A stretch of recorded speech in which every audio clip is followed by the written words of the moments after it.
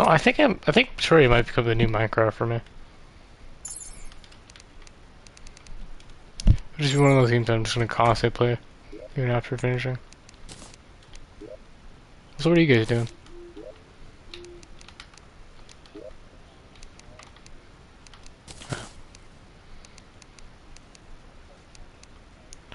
Hello, there's... So I'm confused about is why Coffee's description is "Hello, darkness, my old friend."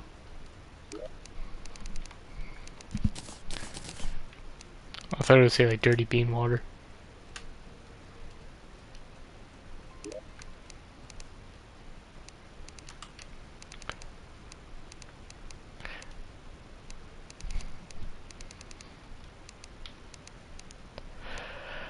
Uh, hmm.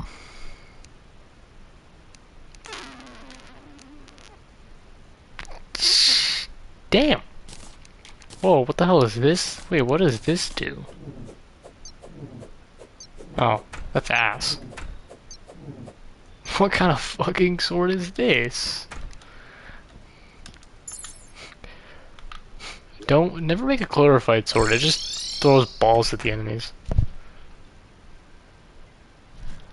Well, I made it out of... I know, but I made it out of curiosity. Like, because I saw I did 137 melee, and then I'm like, oh, no, I might as well just keep using my fucking, my Knight's Edge. They bounce like once, and then they explode. Well, that's not as good compared to Knight Edge. My Knight Edge can just obliterate anything in its path. Well, no, because there was, like, I had, like...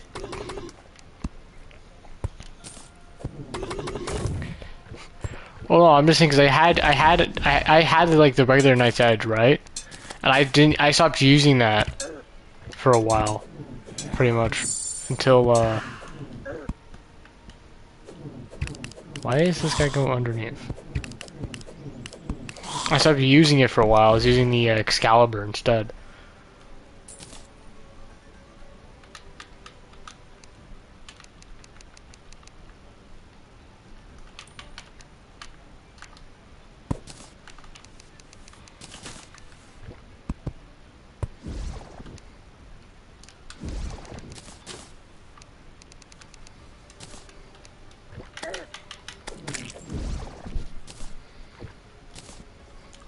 I have a bunch of clarified birds, but I can't do anything with them until I can beat plantera.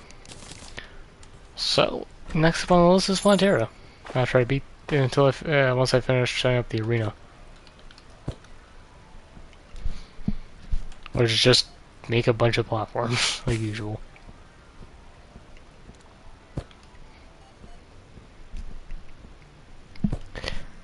You know, there's one thing I would say: if you have enough patience, you can draw plantera out of the ground. I'm pretty sure, and she can't do anything once she gets outside, because she just becomes like extremely useless.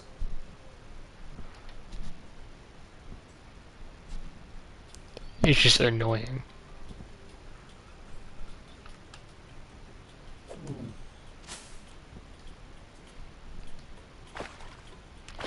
I missed the hole. God damn it. Where there's a hole, there's a goal, and that goal of mine is to, oh wait, so it's here.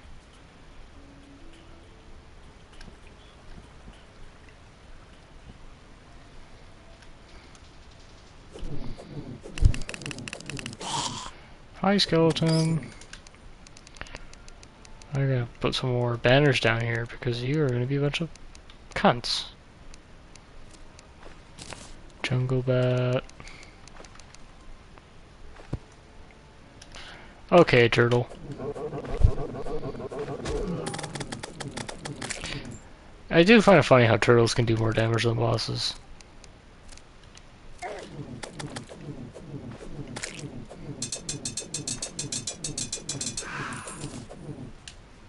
Philosopher's Stone.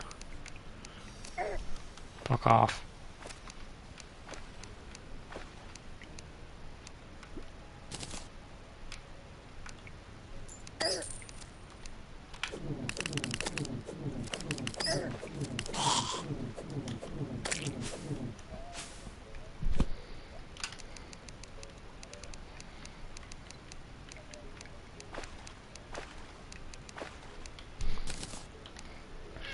Nah, he's just lying again.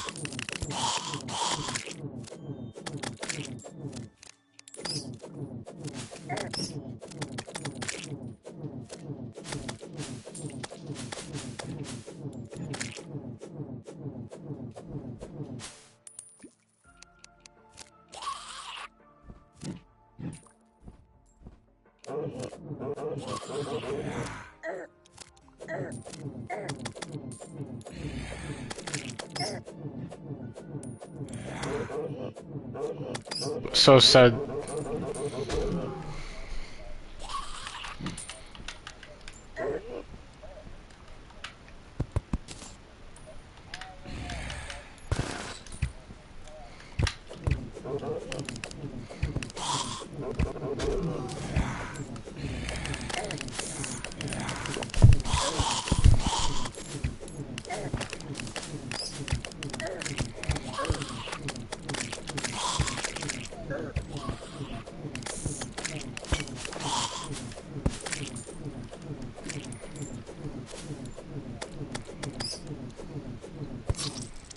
What the fuck killed me?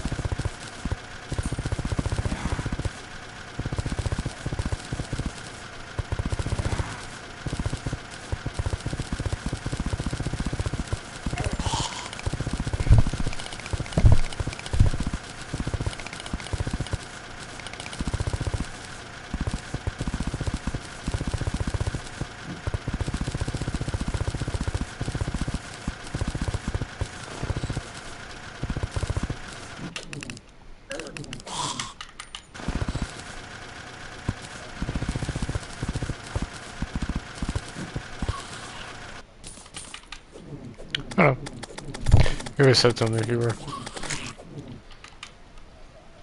I know. You would have said something if you were.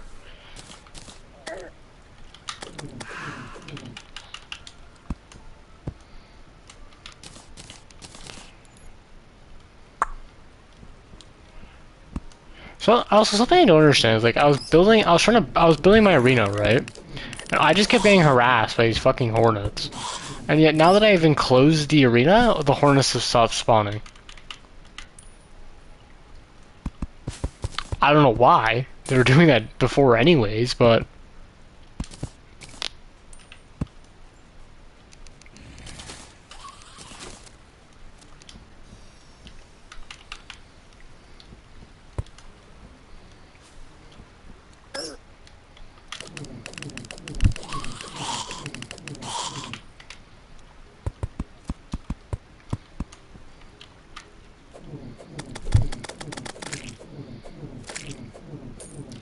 Also, I found out they made the broken hero sword easier to get.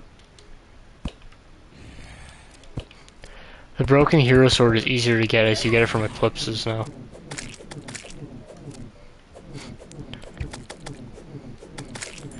They still exist. Yes, but that's what pissed people off because the Terrablade's like the actual endgame sword, right? So they switched it. So like, you can still get it from shrines, don't get me wrong. But they made it so that if you can get it from the enemies, only the broken hero sword you can get from enemies, dropped by enemies during solar eclipses. You still can't get the true hero sword. You still have to go through the shrines to get it. Originally they removed it. I remember. Apparently they originally removed the hero sword from the craft recipe, but they added it back, I guess. Oh no, sorry. They removed the true hero sword. And then they made the broken one.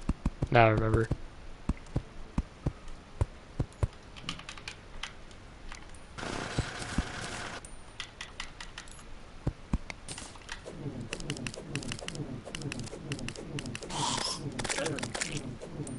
What?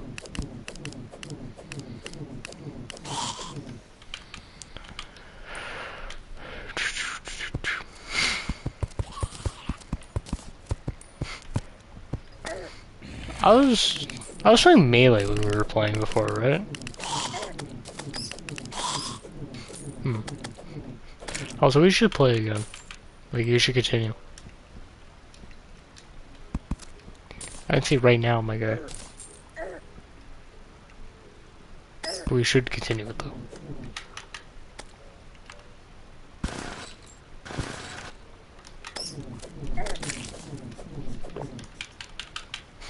Although I'm wearing the turtle armor, which is supposed to be the strongest armor I can wear right now, and I'm still taking shit tons of damage. Oh, beta.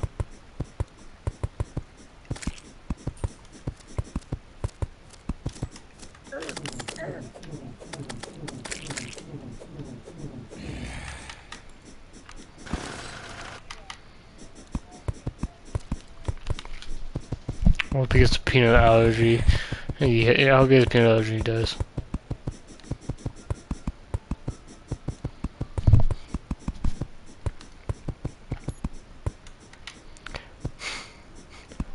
You know what I find stupid? I hate it when people are like, you didn't even grow up with Windows 7. I'm like, bitch, I literally played on a fucking older. Yeah. Wasn't for him though.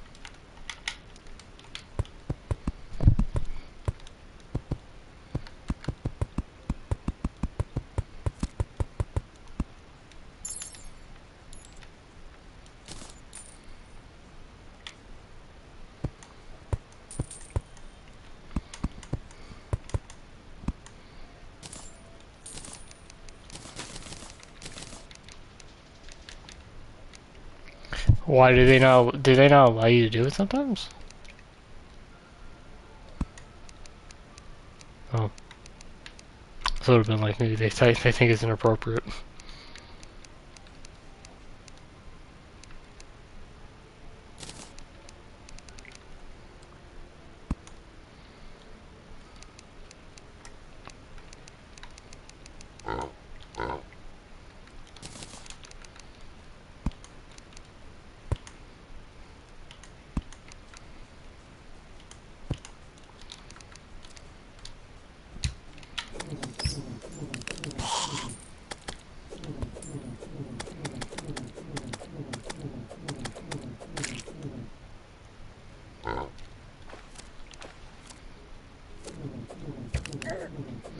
I might have made this arena too narrow, but we'll find out. Because it's definitely tall enough, I just need to make it hugely wide.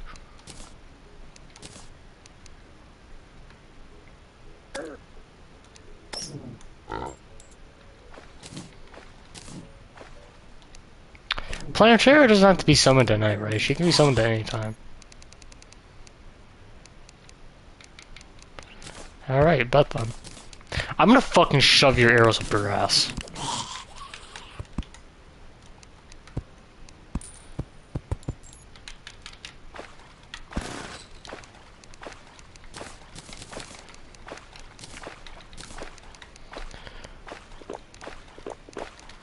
Alright, Plantera. Let's tango.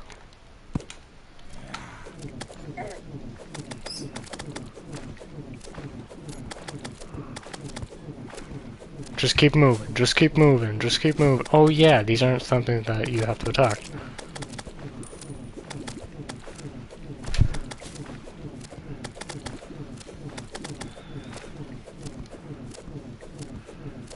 Okay, never use the fucking Terror Blade. This thing is not good against Plantera.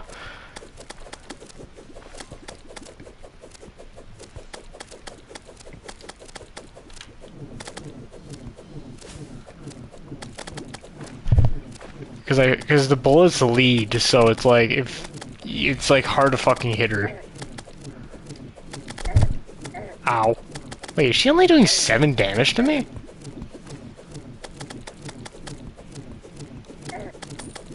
There's no. Okay, this just has to be a first phase thing. She'll definitely do more damage later on. Right? Oh no, she's definitely doing that. Oh, okay. Now I see why. She does a bunch of damage with that attack.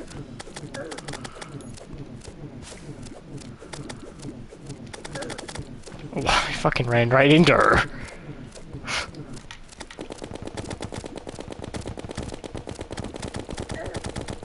Maybe there shouldn't be some glorified bullets.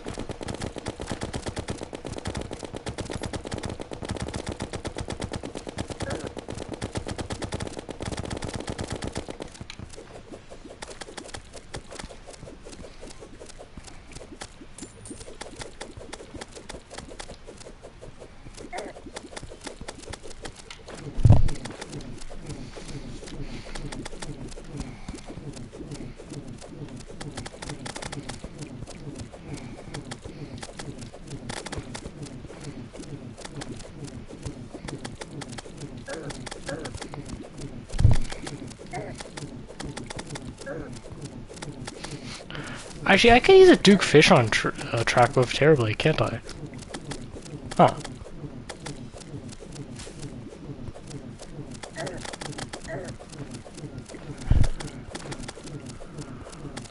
Alright, you should be about your second phase now. Do you have to get the 25,000?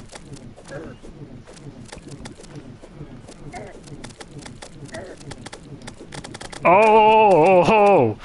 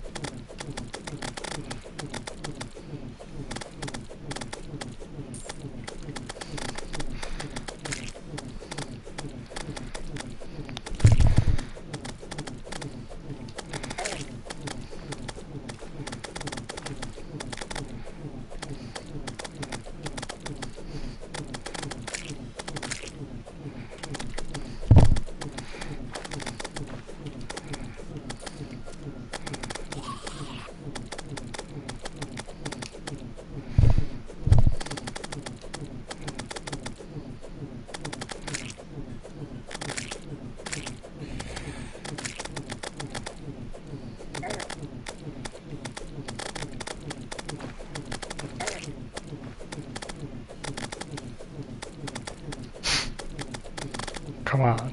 Come on. Why am I stopping? Oh my god. Please. Potion. Oh, it tickled my booty hole. Oh, he tickled my booty hole. My booty hole's been touched. My booty hole's been touched. It's being touched. I'm not.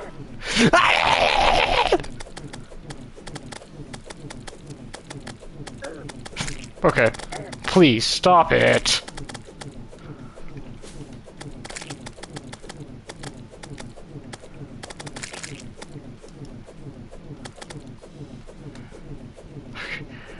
I need to be. Oh, come on. How am I supposed to dodge that?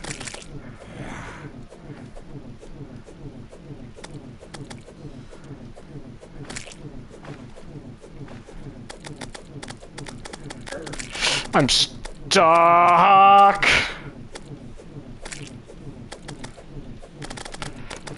I'm stuck. Ah, you fucking gotta be kidding me. Like, why? Why are they moving more? They didn't do that the whole fight.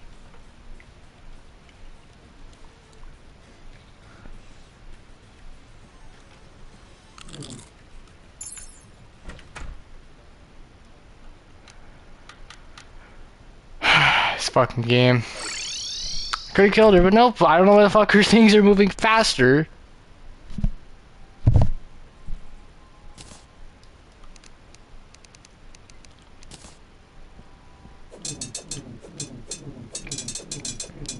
You also can't make a summon for her. I have to go look from her fucking bulbs, which is so gay.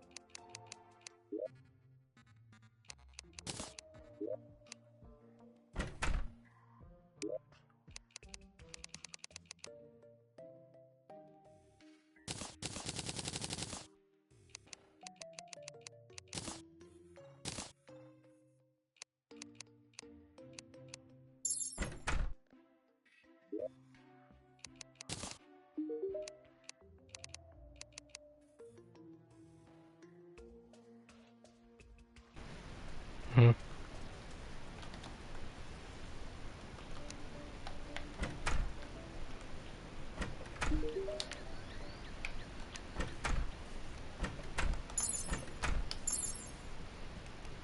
I don't know how effective these will be, but I'm gonna try using bee grenades on plantera. They're really good, I know, against, like, the wall of flesh. I don't know about her. Because I can get her all the way down for a fucking problem. It just comes down to her second phase. Just her head. The only thing that she has, like, multiple of is during her second phase. She brings out all these little small, like, man-eaters. Which, those aren't hard. I can beat those. It's like... What I died to was her extra arms, which is what she uses to basically climb around with. If those hit you, they do like 40 damage a hit. And for some reason, they get faster, and then they, for some reason, target your ass at some point, which is even more ass. So like, you can forget about dodging them.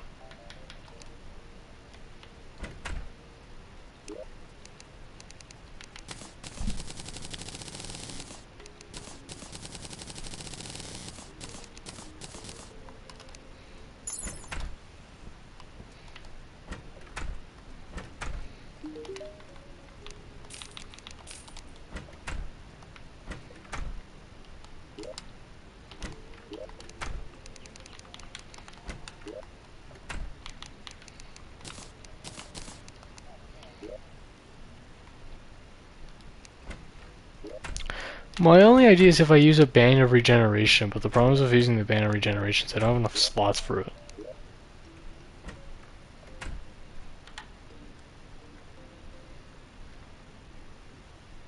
Wait, this isn't even maxed out on defense. Why?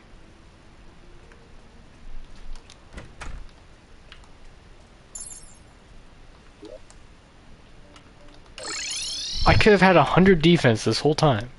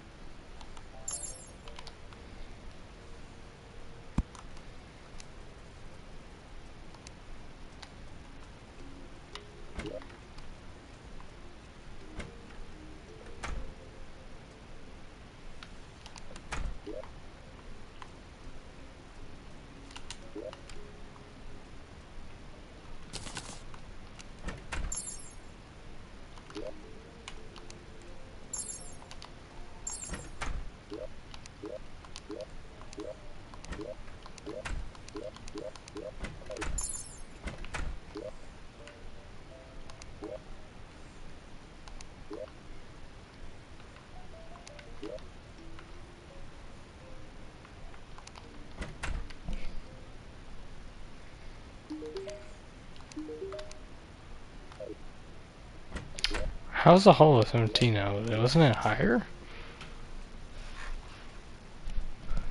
That's because I destroyed a bunch of it.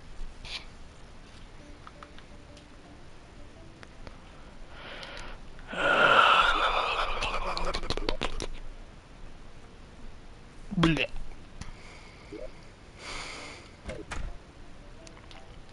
Okay, game, that is not the chest I'm opening.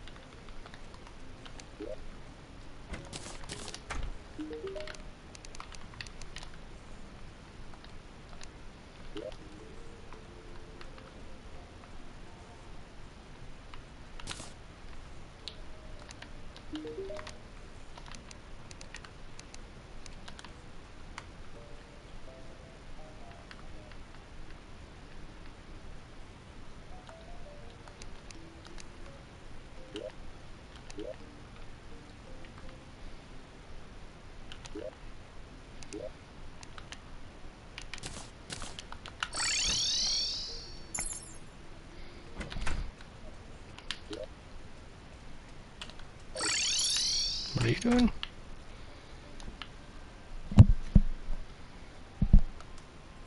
But what are you doing? Like, what's your game?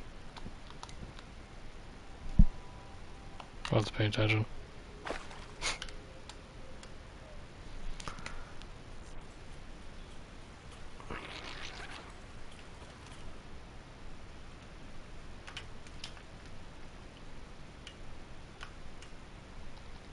That's what he said.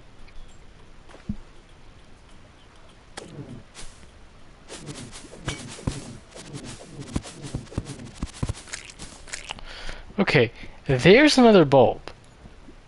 I won't make it back up to my thing though if I take the bulb from there. So I gotta figure out a way how I can destroy the bulb and get back to my arena.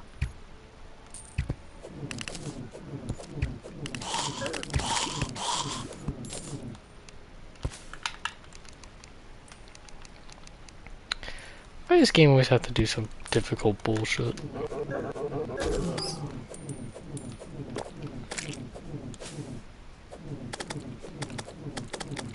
Fuck off, nymph.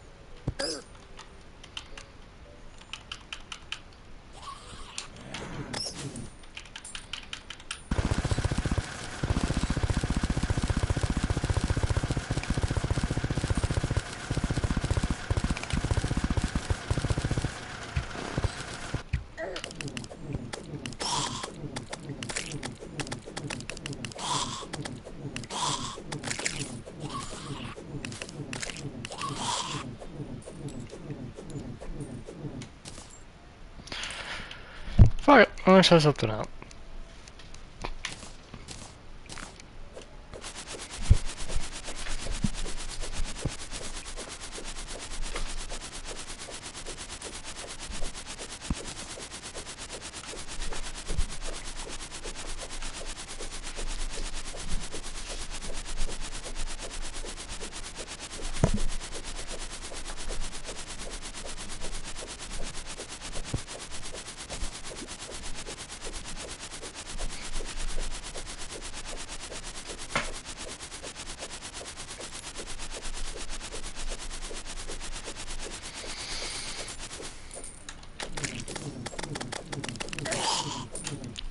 So it doesn't matter. Alright. Let's go side the block, and let's go down.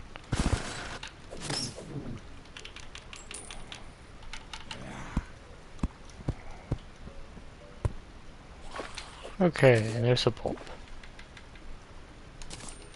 So first let's drain out all the water.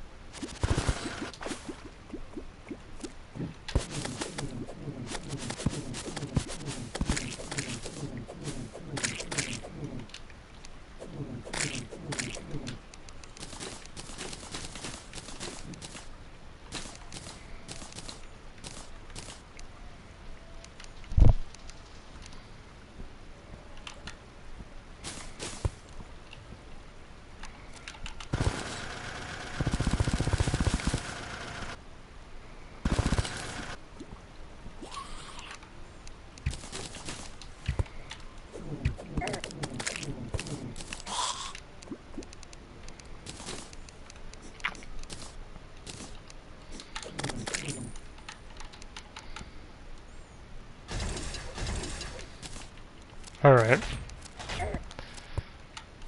Those are gonna help.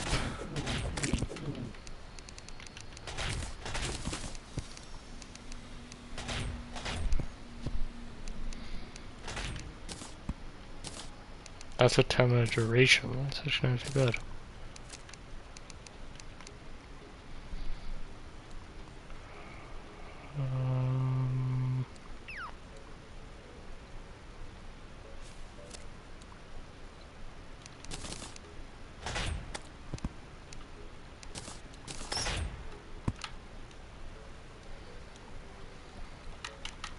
Okay. Alright, time to hope and pray.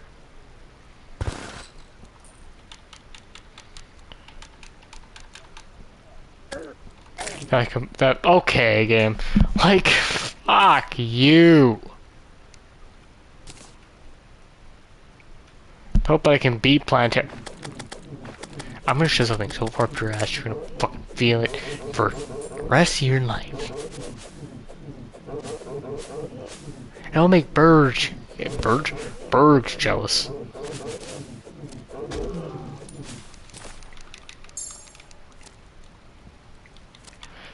Something else I noticed is why people have they don't get like a full health bar of extra health, like because those like hearts you can get, like the ones that give you +5 essentially after you unlock beat all the mechanical bosses.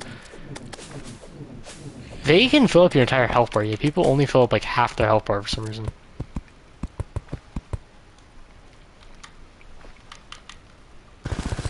Okay, plantera. I'm gonna beat you and your mother.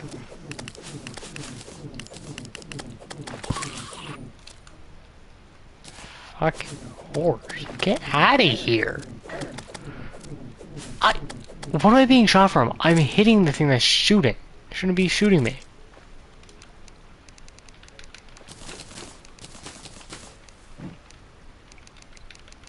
Drink this, boom, boom. Okay, thank God. Okay. Okay, okay, that could have been hugely horrible. Alright, come on, Plantera. I can just heal while you're coming up.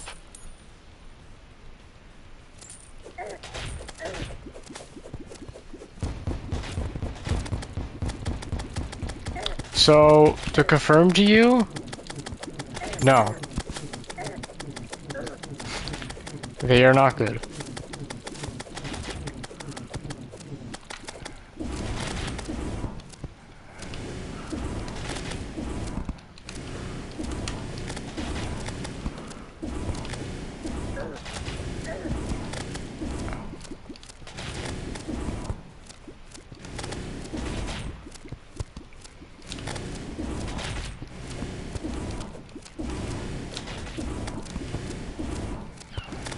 Oh, if I make these thinner...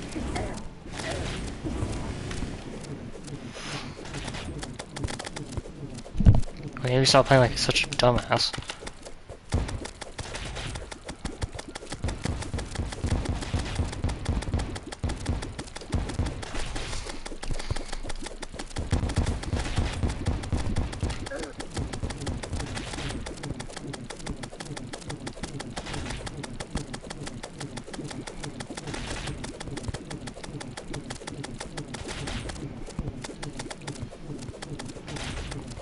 It's weird. Like, bees, they work, but they're not great, because they only do, like, 1 damage.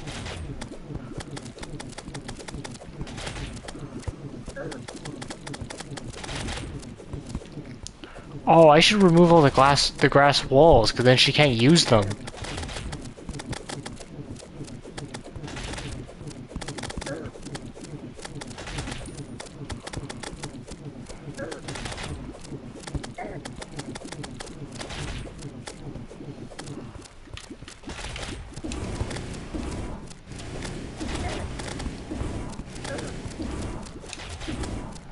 Is that a fucking turtle? No. I have no clue what that thing is.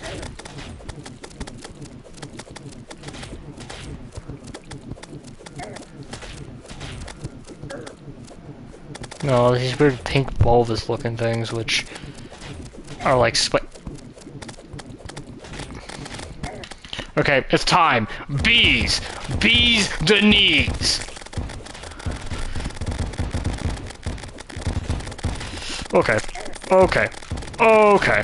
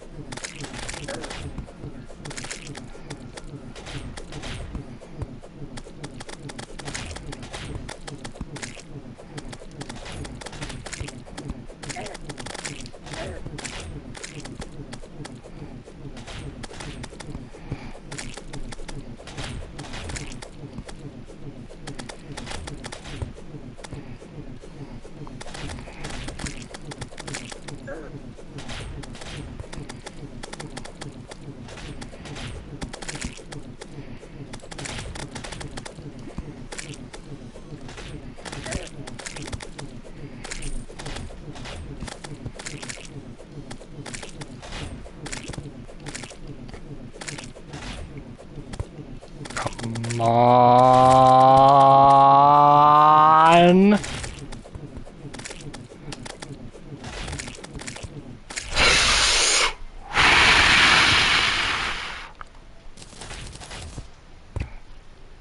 Oh my god, it's like as if I had a jerk off session.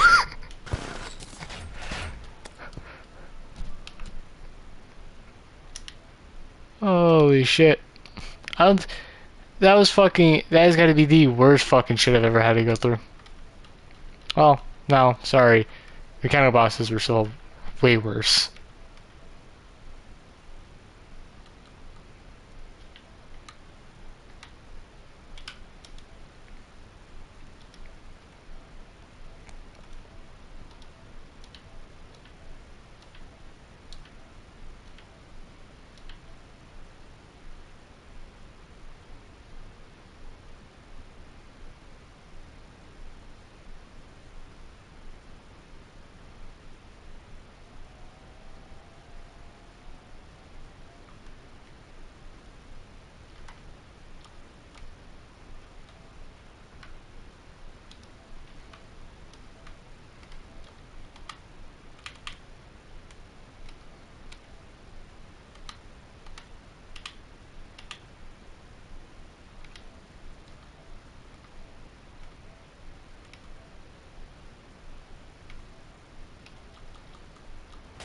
You know what's crazy? I managed to beat plantera on just my second try. Yeah. The bees, I didn't notice really do anything. They could have been doing... What? The original wins me.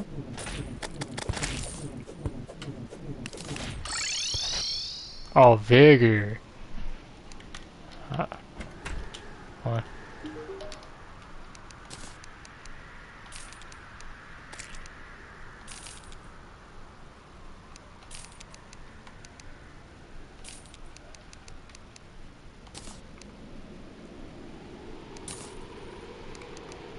Mm-hmm.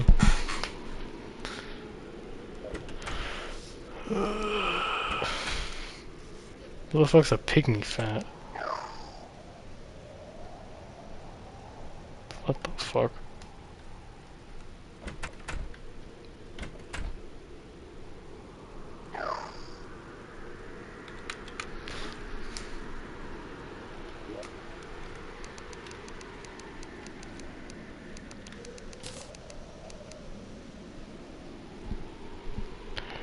Summon spores though, damage enemies, don't care.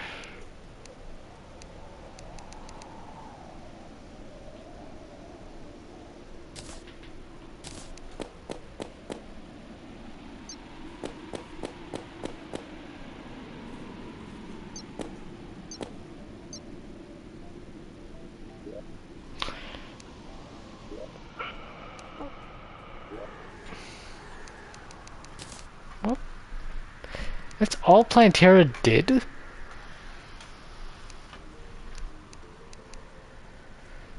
Let's inspire plantera, get the root of the problems.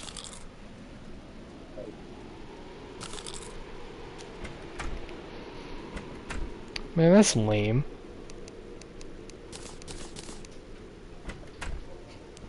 Plantera doesn't give you like anything cool. No. What she gives is a fucking key. Which I know what the key's for, I'm not... I'm just saying like... Yeah, I'm not doing something.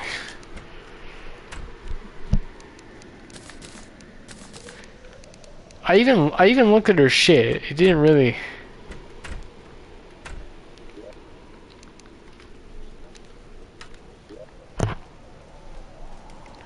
No, what I'm saying is I'm looking at the summon. That summons... No.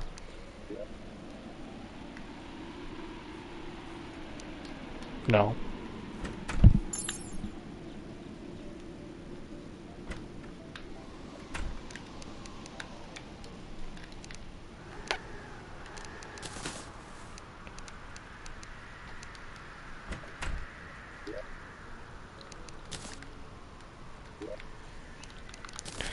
The other thing I know that's pretty cool is her mask. Maybe or not. Maybe not. Take back what I said. Hmm. I don't know, cause like I don't even need the temple key. I didn't even have to actually fight her, cause I can just get into the temple without the key. No, you can use hoiks. So you can use hoiks to just shove you in. Well, I did it before, but it's like I can't survive in there anyways. Now I could probably. Nah. Most people don't fight plantera anyways. Most people just give her because her shit's not actually that good. Unless like maybe there's some few that I just didn't get. Wait, where is plantera in the bestiary? Oh. I got everything I could possibly get. The only thing I don't know if the only thing I don't know is if I didn't get some shit is if it's from the treasure bag. I don't even. I can't tell if it's the treasure bag.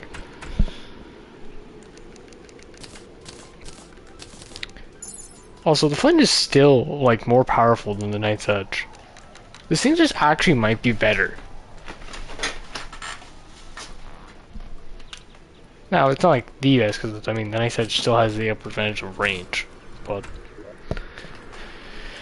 just the damage. The flint still does more damage, like raw damage. Raw. And your jaw?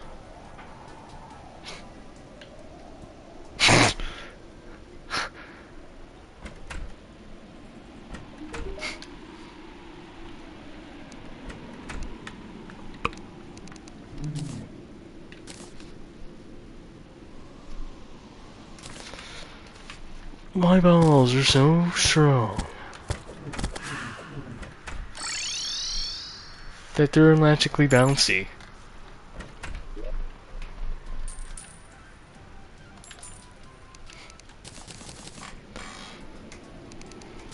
Sir, I'm starting to report this to you, but you have bounce nuts. Your nuts tend to bounce a lot.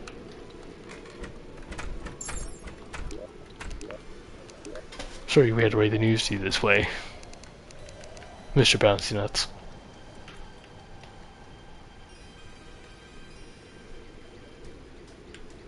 I also don't know what there's also an extractor, the chlorophyte one.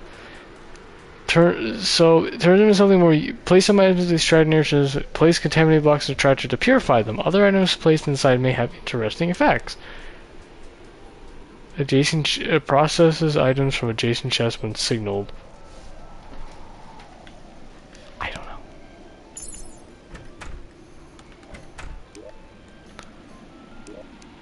Can I make some shit? I can make a chlorophyte drill.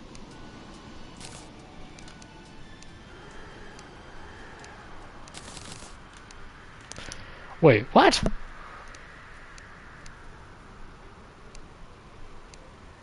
Okay, I was going to go insane here, right? So I looked at the chlorophyte drill, and the chlorophyte drill like had less attack damage than my my Drax one. It's still better. I just for a second I thought it was worse. I was say like how.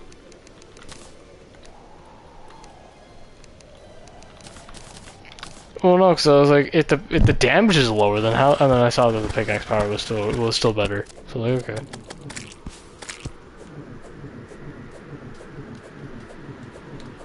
How about you read the label on the other side of my nuts? It's called for hippie, only for hippie, all for hippie. Owned by hippie, trademarked by hippie, slobbered by hippie.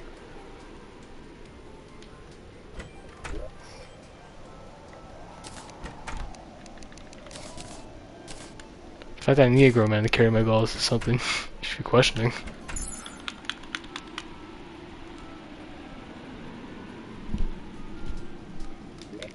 Actually, do I get anything from the old one's army now, or is there any is there anything actually new, or is it just harder?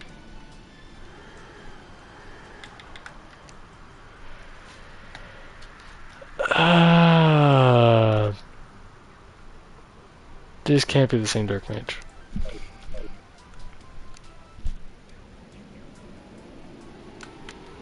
There's no way this is preventing me from...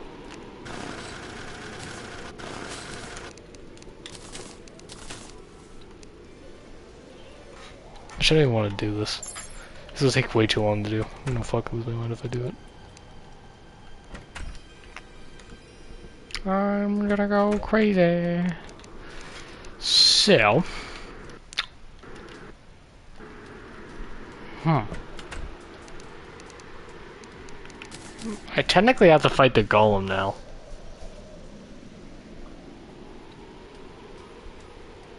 Which my honest idea for fighting the golem is to just put honey.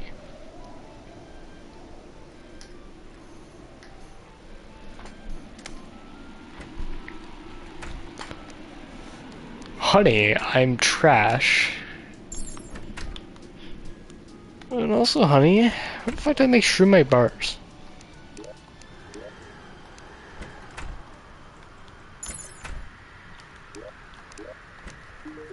Like, the fuck is an auto hammer?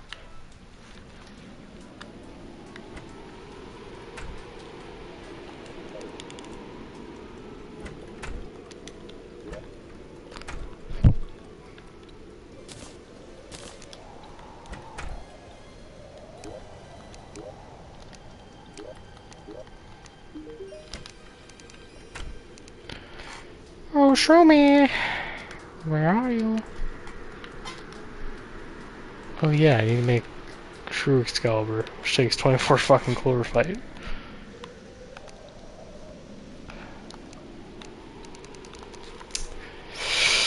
I'm about to find my love into you. Whoa, what the hell is that thing?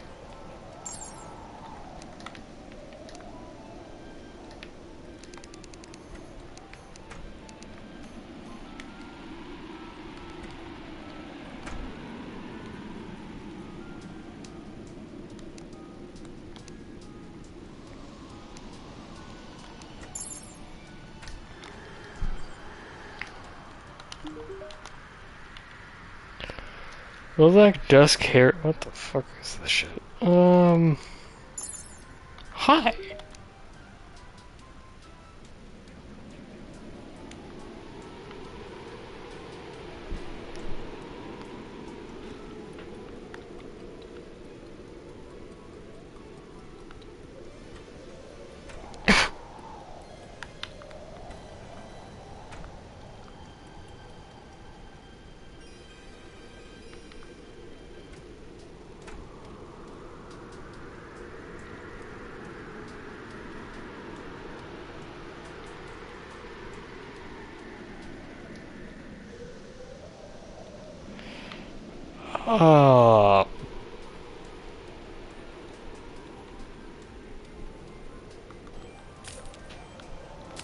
What the hell is this thing?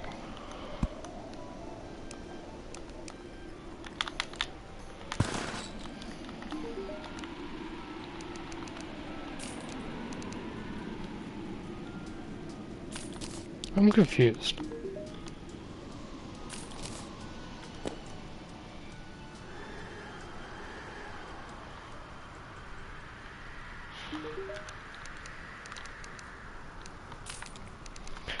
Is this guy actually useful, or is he just shit?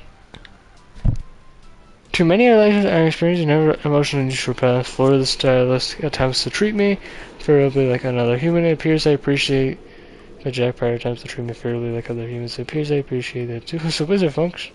This cannot be scientifically analyzed. Neutral fun overloaded. Translation, I hate this. Crazy. So new like everybody, but he hates so many people.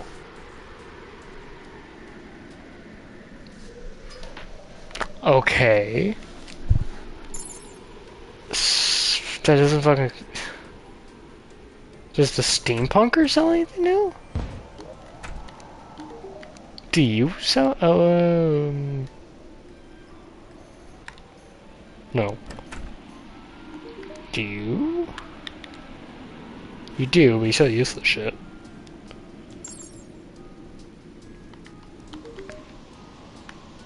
Same shit. Useless shit. Useless shit.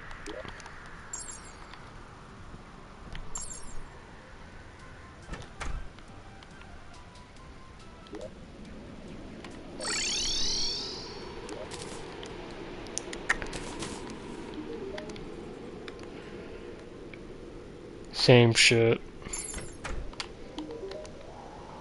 Useless shit. None of this is new, right? No.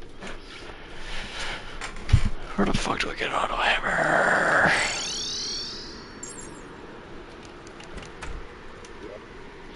You know what I just thought of? People complain that mending's too OP in Minecraft.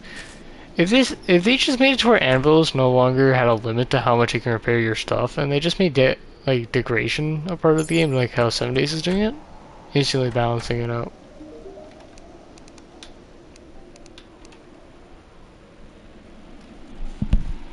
So a super healing potion takes nebula shit. Where the fuck do I get nebulas?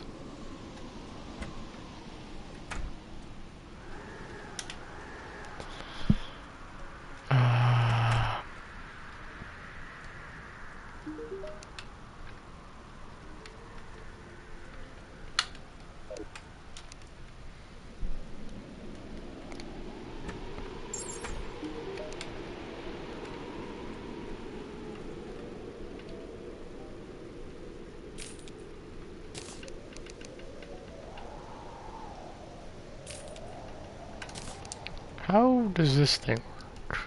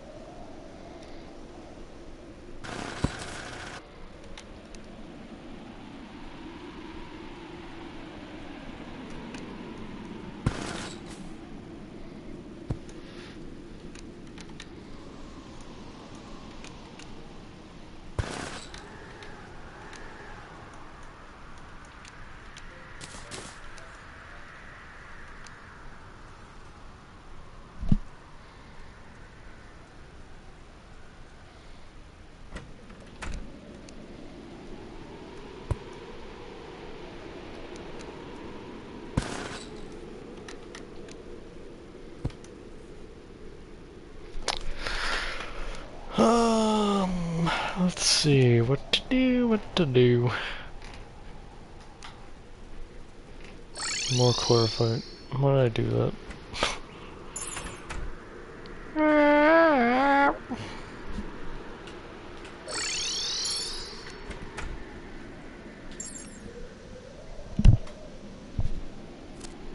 I will say, it's weird how plantera is easier than the mech bosses. Cause I could have beat her on my first try if I just wasn't a dumbass. And maybe if those fucking tentacles weren't so fucking accurate. What's weird is if plantera gets down to like 3,000 HP, her like little extra bits that keep her like, you know, moving, start targeting you directly, which they become almost impossible to dodge. Which sucks. That's absolute fucking chonkers.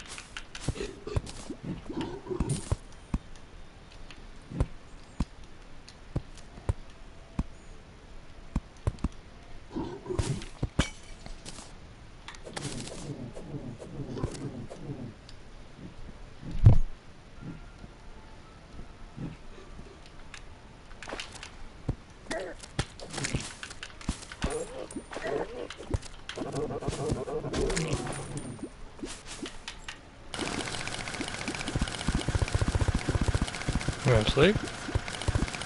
Okay. What a bitch.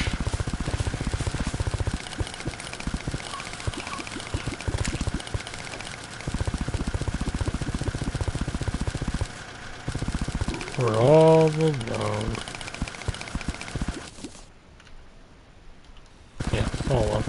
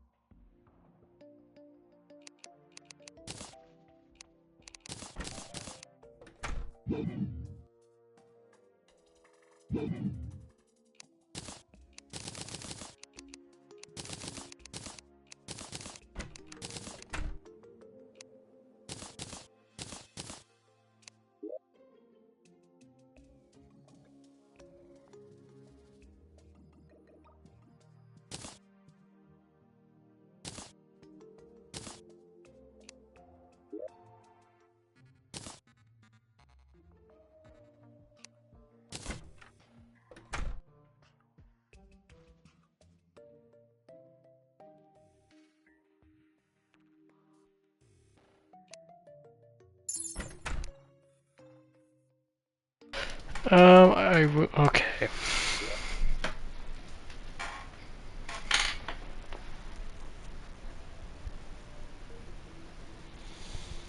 I'm just gonna have to have my fucking phone open every time I stream, aren't I? Twitch, can you add like a bot that just fucking like checks for when someone puts a link into the chat? And I mean, like, I want it to be like, if it sees a www.com fucking link or some shit, I want that shit out. Like, why is it not a thing? Why aren't they making bots for that? Actually, like, not just bots detective. I mean, like, why doesn't Twitch and fucking YouTube do this? Like, why do they not automatically put that in? That should just be automatically in here. It's a service that should be provided to said users. It's just basic. It's basic, bruh. It's basic. It's basic. It's fucking basic. It's just fucking basic.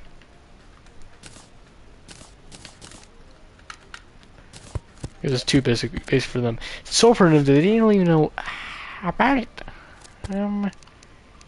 Iceberg.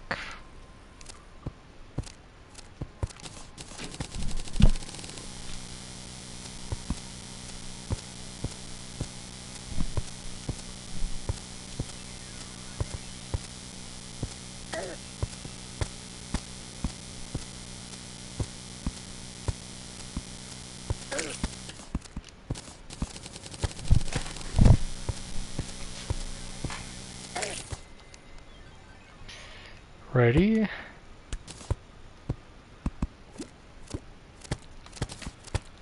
Actually, what's not works?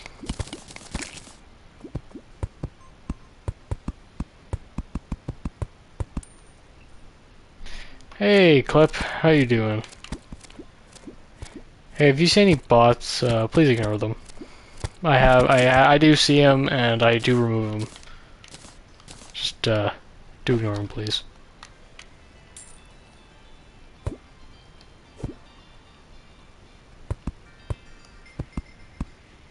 Whoa, why did I jump to 5 viewers? That is surprising.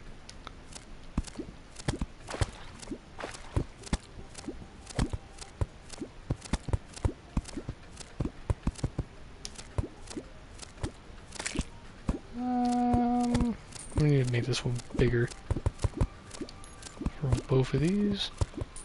Boom. I'm gonna drown again. Yeah, like you'll see. I had one earlier just before you joined, and yeah. As long as I'm not too fast to getting rid of them.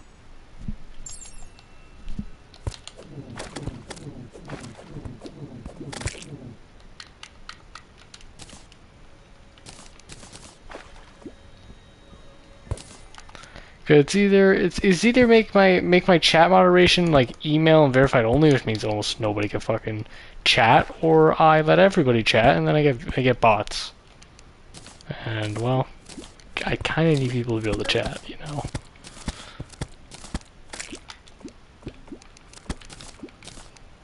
Why are there so many fucking slimes?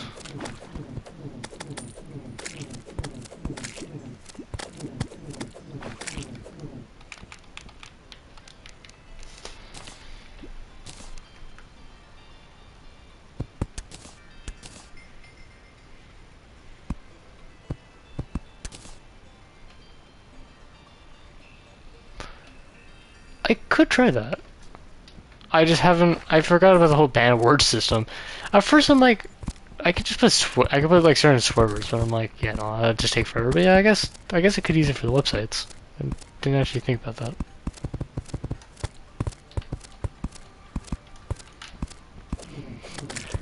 The other thing I do question is why Twitch doesn't just automatically ban links within chats. Like if somebody puts a link in, it's just like if it says www or some shit, it doesn't. Well, I guess then you could just put spaces, but I don't know. Still. Oh, and guys, I don't get why it's left up to the person who makes the Twitch streams to get rid of them. Especially when it's almost impossible.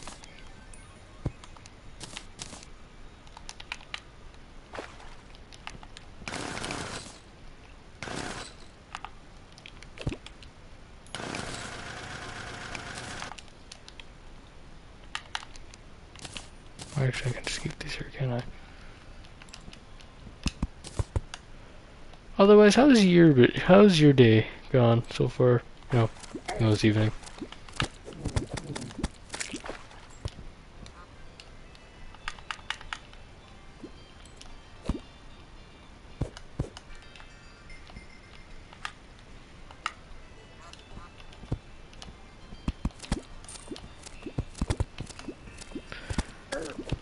Well, it's not that they don't ban those accounts. It's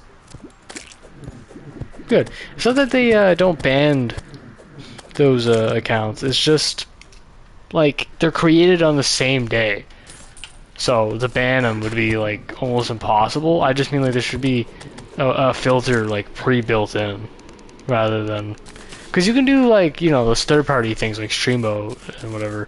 Not Streambo, but you can do whatever those fucking externals are. They allow you to easily have messages and all that. What the heck is hitting me? Whoa. What?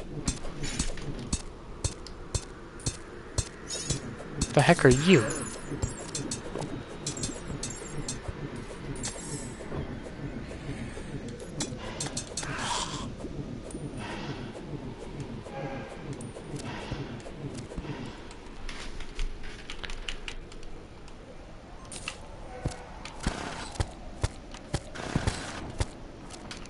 Okay, hold up.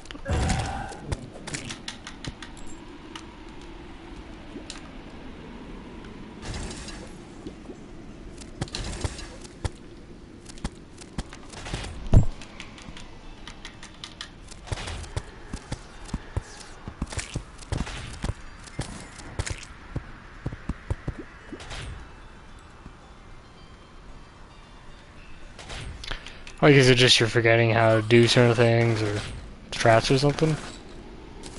Because, I don't know, when it came to this, weirdly, I noticed I got better over time. Like, you ever had, like, one of those moments where, like, you can't beat a boss for a while, then you come back and you just absolutely destroy it? Okay, what in the anime shit is this? Okay, what am I looking at here? I need some fucking glasses. What the fuck I'm seeing? Why is there an ice golem? Holy shit, this thing has 12,000 HP. This thing is practically a boss. Oh, Liz, what brought you back to the game?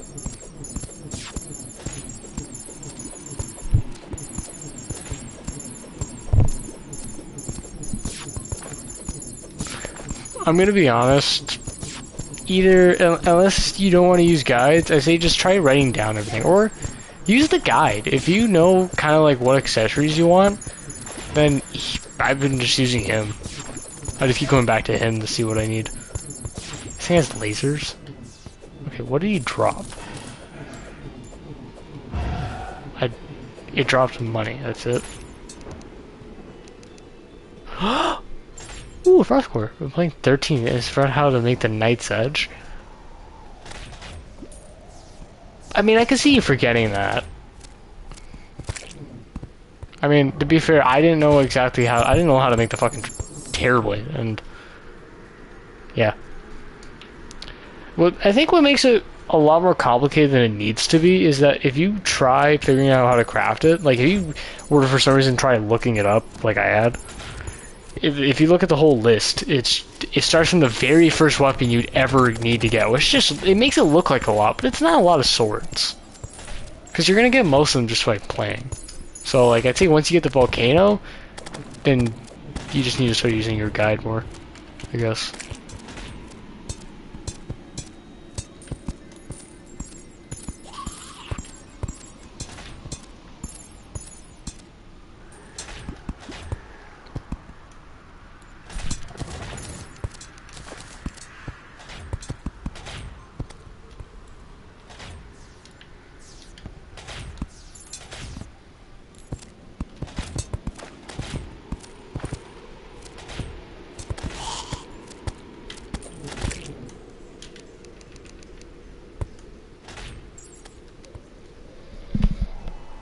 That's fair. That's fair.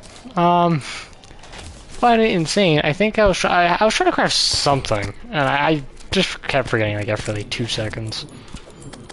It's honestly fair.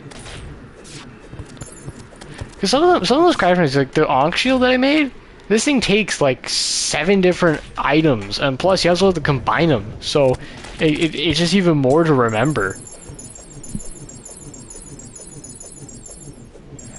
So honestly, some of the items you just kind of need to keep going back for refreshers. Can I hit this guy with the regular program sword? Yes. Okay, he freezes me.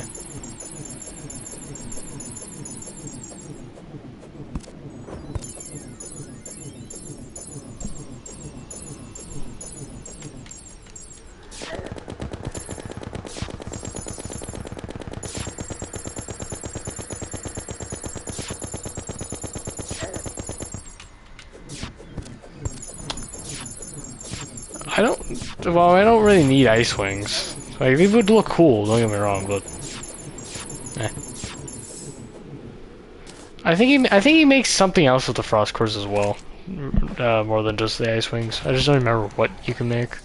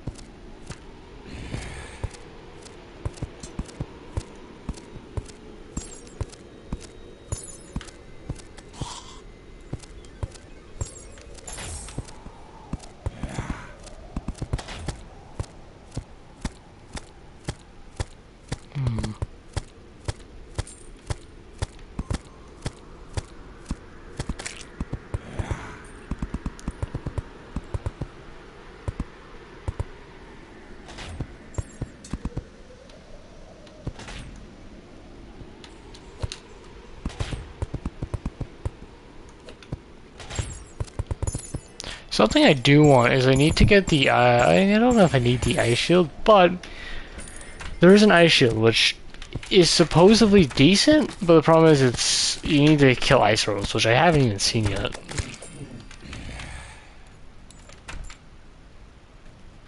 was for some reasons, I guess, also very rare to get.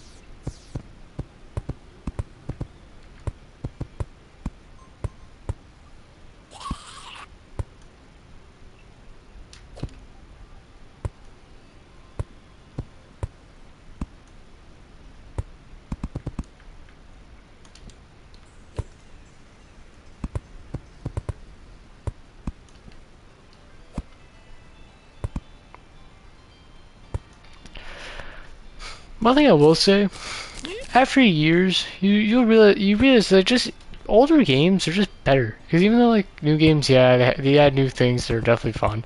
Old games, they don't get different. Whatever made them fun stays fun, which I wish more people would do. Like Terraria, I mean Terraria's of course still updates, so it's not like it's like stagnant. Same as Minecraft, like they kept updating. But it's like, even if they stopped, I still say this game would be great enough to just still overpower many games in the future. Just from its sheer playability. Damn, that looks like a nice pattern.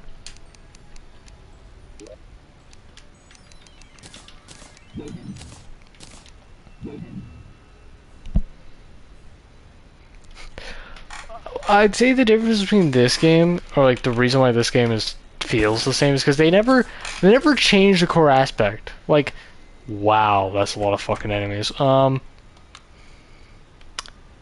Like, even though the game, of course, had added things, anything they added was typically off of something they've already done, or it was something that didn't change the main game. Like, from the start of the game, they had like the same bosses. I think the only bosses they technically changed were Akram, which was the placeholder boss for consoles, and the I guess like maybe some looks, I guess movesets, like, you know, how King Slime didn't have originally his crown. He was, I think, just called Giant Slime or some shit.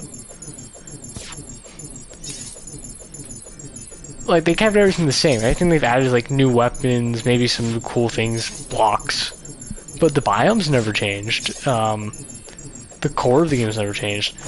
They had like crossovers, but those are like typically very side things, so it doesn't touch the main game. Well, Minecraft, it still feels the same, but they've added so much to the game itself that it's not really side. Like most, like you know, it just kind of, even though the bosses are the same, it's changed enough that you can tell it's not the same game, like as it was. It could also just come from the culture as well. I mean, Minecraft building has become way more competitive to being realistic, rather than just being kind of boxy like it originally was.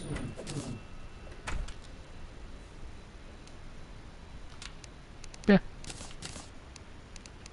that's what I can get out of this. That's what I personally think is why this game feels the same, but good.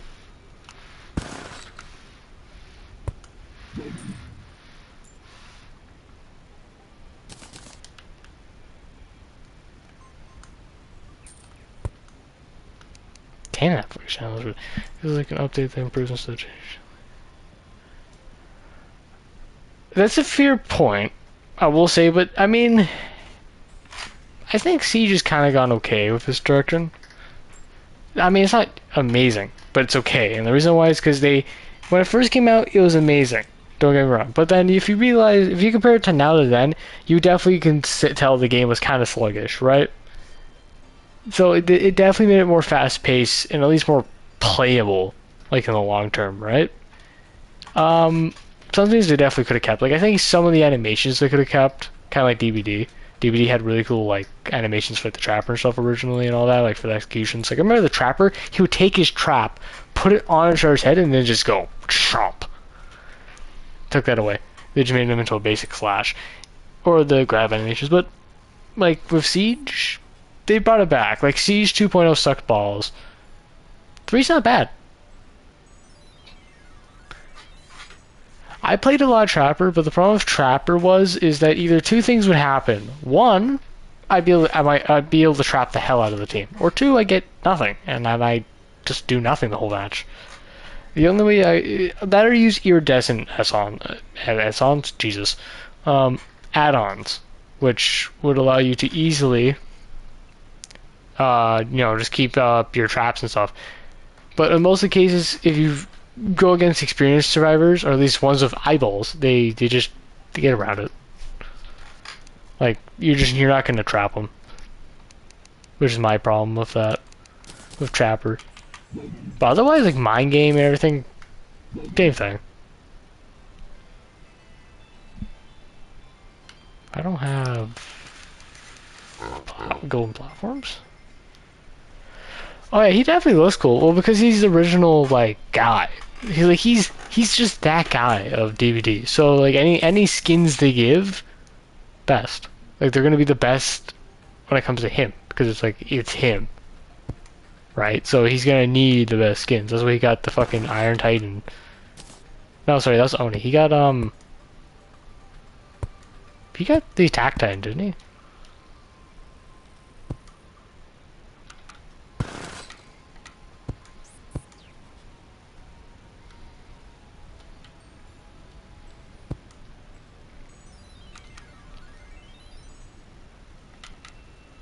I think he got the Attack Titan at least.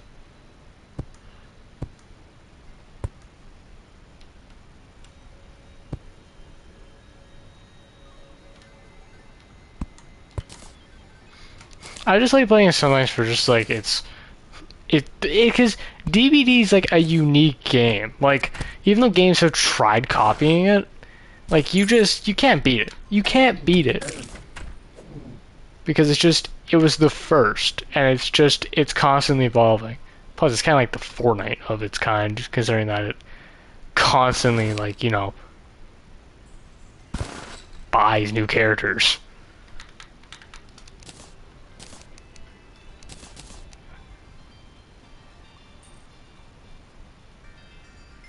Oh, you're playing Survivor. You know what? At least you can admit it. A lot of people I have noticed don't. I mean, at least those videos. And I know those videos like drastically increase it, right? Like, apparently a lot of people just can't admit the skill issue sometimes when it comes to like certain, aspects. Like a lot of survivors apparently get annoyed when killers do certain things, like tunneling and stuff. Which I can say tunneling can definitely be a decent reason. Because then, like, yeah, you're just shutting down one guy from playing entirely. But sometimes it's just the survivor's fault. Like, people have the mindset like, oh, I got a hook, let me run directly into the fucking killer. You do that, you're just asking to be tunneled. Like, yeah, you get your little perk where you can take a hit for free right off the hook for like 15 seconds. Right, you just get to take one hit. But you're not meant to rush the killer. You're meant to use that to get away to prevent the tunneling. If you just stay near him, he's just gonna tunnel you.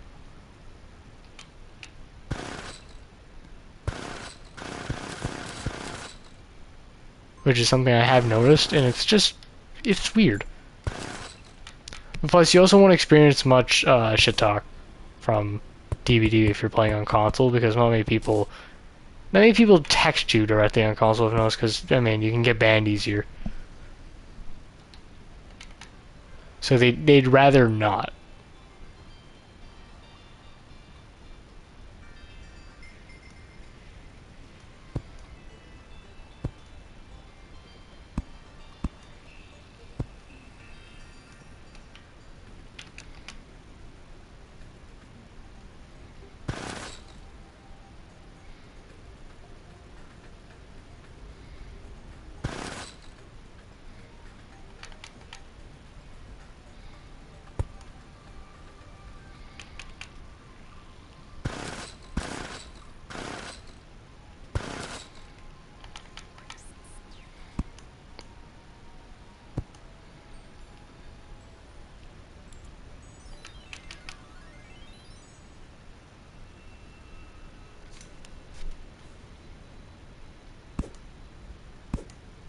Well, it just takes practice. Like, what's a game I could probably say? I had like no. When I originally played Fortnite, I had like no skill. This was like back in grade 3. And that's it. I mean, shit. At least you're doing something better than most players. Most players don't even touch the gens. I find it crazy because they always want to bully, and then they fail at that. My God, I am fucking up this building. Like, I can't build stairs. There's one thing you'll notice. A lot of people try bully squatting, which is what causes a lot of killers to have problems, because some killers just will not be able to get by it, depending on how they're playing. Now, if you're good enough, yeah, you can definitely beat most survivors. But, like, if you're playing, like, fucking Hillbilly, and these fuckers are, like, operating to, like, the most wall-densed map ever, and then it's just Beamer City or something, or just gen rushing, forget it. You're never gonna do a thing. You're just kind of done. It's still possible, like if you're just that guy, but don't count on it.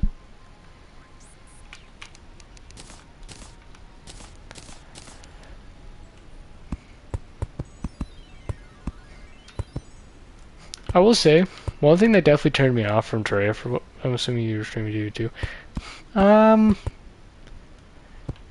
It's weird. Like, I'm trying to, but the thing is, not many people care about DVD. So it's like, is it worth it for me? Not really. Will I stream it? I'll stream it if I think I want to. Like, I play it on my own time, technically, so I'll just stream it while I'm playing, but I'm not big. Like, I'm not heavily streaming it. I'm mostly streaming games like this. Terraria, I was doing Firefly, but no one was watching, so I just kind of stopped that. What was another one I was doing? I could just check right here. Well, that's what I decided, because like I have a YouTube, right? Like if you check the bio, you can like my bio if you want. You can see the other stuff I'm doing. My on YouTube I do guides, and I have done regular videos, but not many people watch the regular videos. Like people watch my gameplays, but most people want guides. You have to have something specific. So just playing a game won't work. But on Twitch, I can just play a game I want. So on Twitch, I do this. I just play Terraria or something, and then on my actual YouTube channel, I just make the guide videos like every so once in a while. I mainly make guides on Warframe and stuff. So.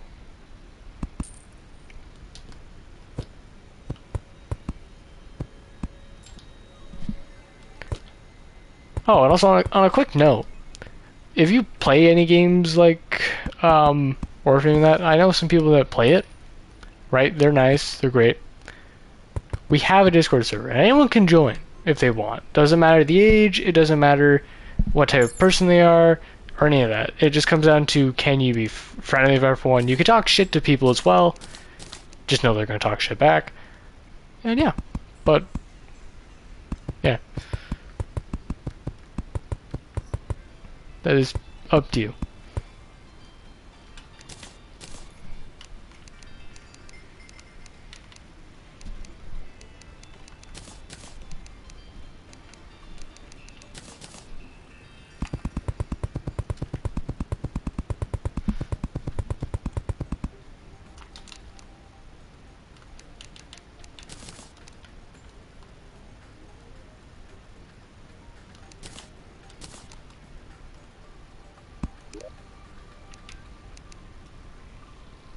And that's fair.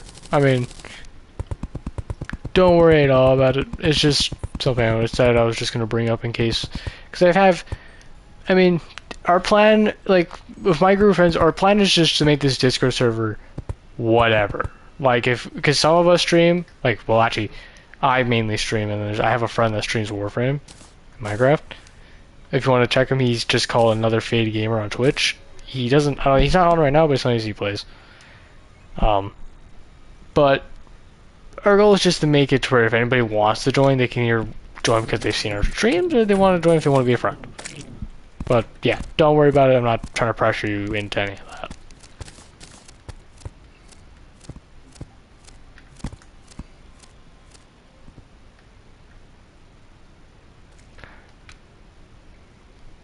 Yeah, again, it's fair. It's fair. You don't.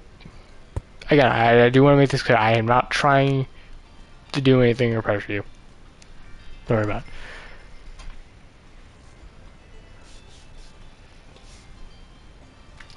Yeah, that's fair. Totally fair.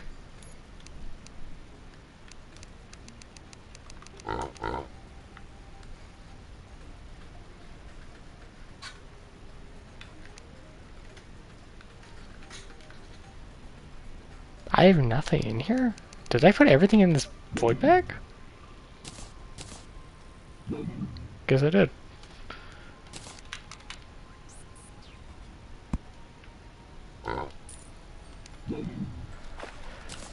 Chair. Toilet sink. Golden bookcase.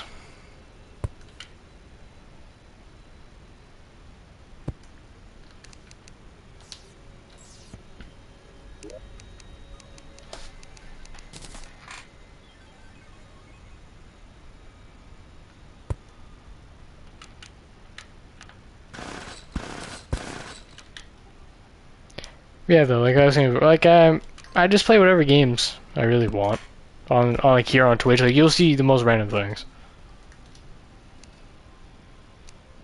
Um,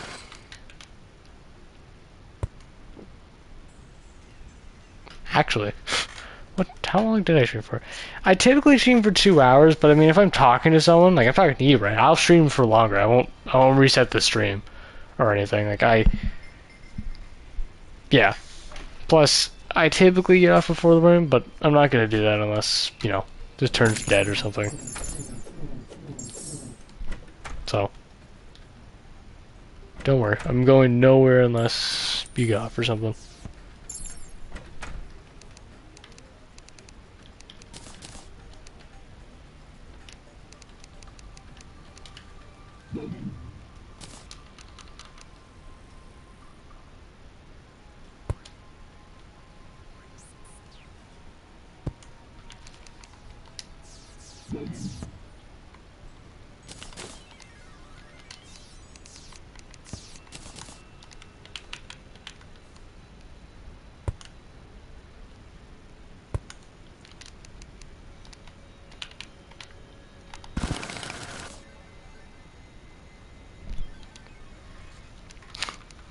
Sleep?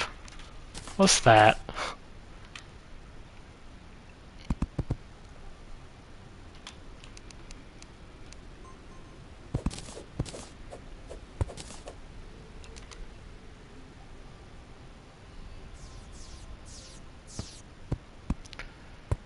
Agree to disagree. No, I'm joking. Yeah, sleep's good, but I'm not too concerned.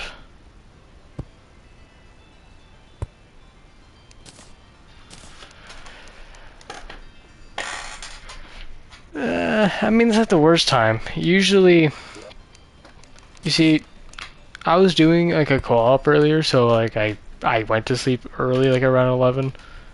But before that, I usually stayed up until like 4 in the morning, and then would wake up at 6 for school.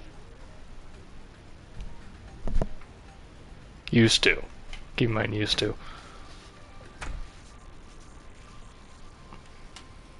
But yeah, I don't know. It's like you can get away without sleep if you know you're not going to need a lot of energy. Or, you know, act like you sniffed something and then there you go.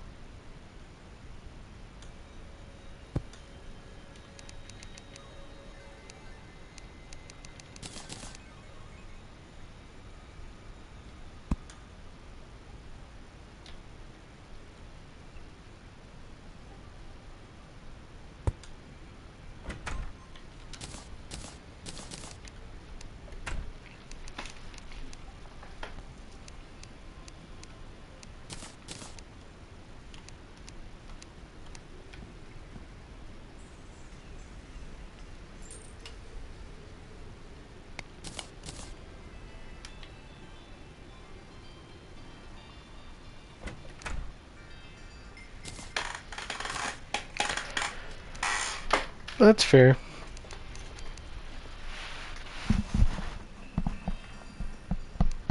That's fair. The snow blocks fall. So I can't use that for a bridge.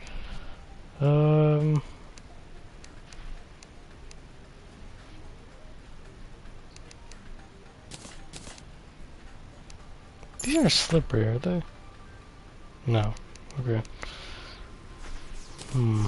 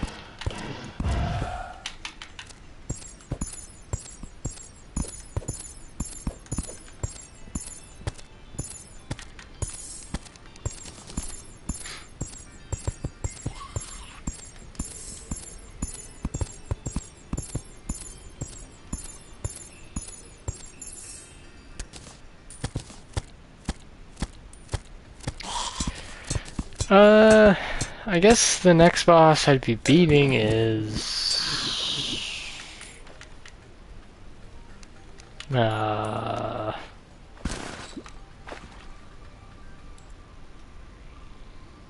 Golem?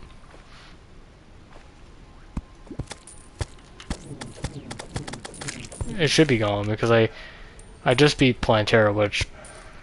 I don't know what the hell, but Plantera was easy as shite. Well, it's weird. Like, so Plantera, I mean, I guess you already know, of course, but Plantera with her first phase is just basically a wash. Like, you just gotta circle her and she does nothing. But her second phase, when her mouth splits open like Cthulhu and then she, like, grows all those armsies, now that becomes a bit of a different story. Like, the arms themselves, like, with this sword, because it hits all the way around, they'll never reach me. I'm figuring I can beat him easy, because I was figuring I'd just fill up his arena with, like, fucking honey or something. I don't know, I just put something above me so he can't reach me or something, but... the thing is with Plantera I've noticed, it's just, like, with this sword, because it hits all around, the arms couldn't reach me. Like, the little arms, kind of the man-eaters, they couldn't reach me. But when it came to, her actual arms, which is how she moves, oh, those things fucking sucked ass. I died the first time because once you take out all of her little arms, she gets to like 3k health, they just... I don't actually know if they can. Actually, you know what that just reminded me of? I remember when Stampy first played this game, he played it on, I think, the classic mode. So because classic mode was the only mode. No, you know, sorry, Master Mode was there when you played. You just didn't want to play Master Mode. He couldn't do Golem because I think at the time either Golem wasn't. I don't think Golem was possible on Classic Mode. You had to play on like Expert or Master or something. But what ended up happening was I remember he played the game. I remember watching it a lot. But then I think his videos, if you've noticed, like some of his older ones, like the Skylanders ones. Actually, his ones may not be like the Skylanders ones, but you can't comment on them because YouTube automatically select them as YouTube Kids.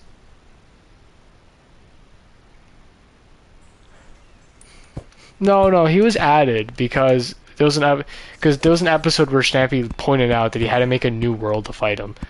Oh yeah, that's what fucking happened. He was playing Terraria, and when they added,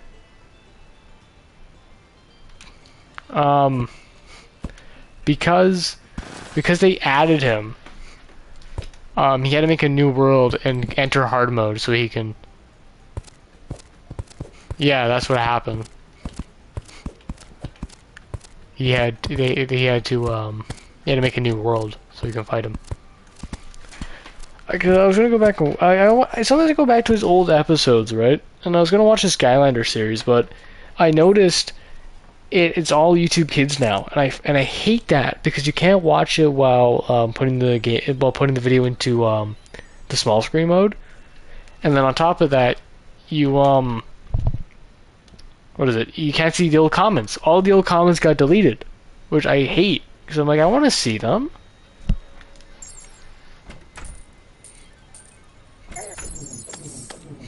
Something I did always wonder is why Stampy quit. I mean, he said he quit because he got tired of it, essentially. Because he even said, like, making Minecraft content for years as an adult, eventually Minecraft just kind of lost its thing for him.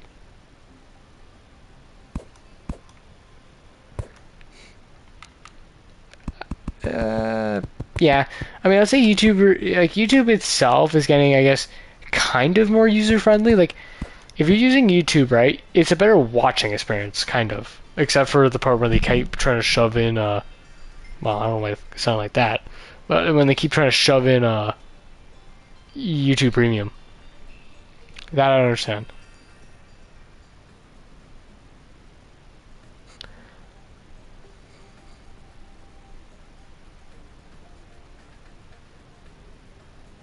Like what, it turns on parent controls?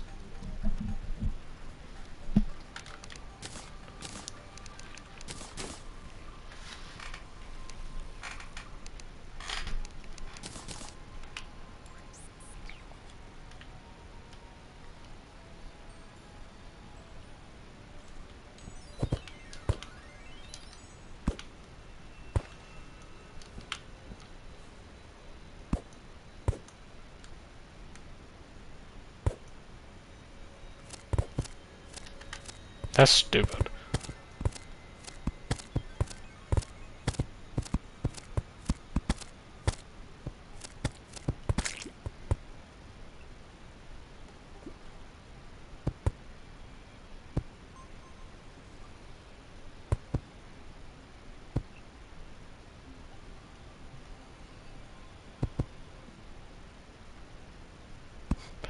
Well, that's the thing.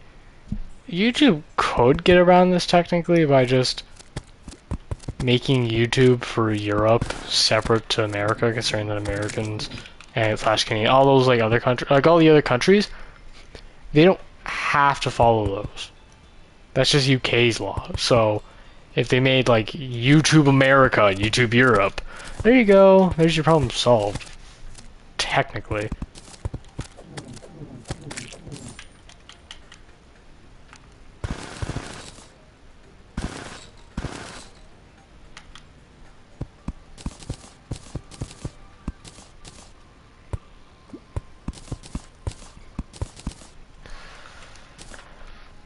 I mean, yeah, that definitely could be it. They just want an excuse to take your information, but I will note it could potentially, it probably has potentially actually done something good. Like, I'm assuming there's probably the chance that it has stopped a kid from seeing something they shouldn't have been seeing. But even then, that should really ultimately come up to the parents to watch what they're watching. Because I mean, shit, I watched constantly Jacksepticeye. I don't watch him much anymore because I just not anything against him. I just can't watch him for some reason. It's just like I can't get enough interest to watch him. But beforehand, like he would, because he swears a lot even now still. But no kid should technically be watching him. But he's also better than any other YouTuber technically. So it's like, is it really that bad?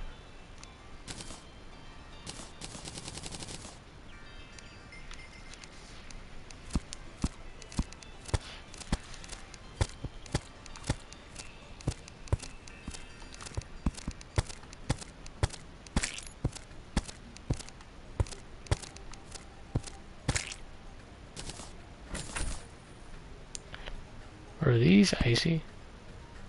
No. Yeah, so you see, YouTube Kids could definitely help with that, right? Now, I'm not saying YouTube Kids is pretty either, UK's has its whole other issue where, like,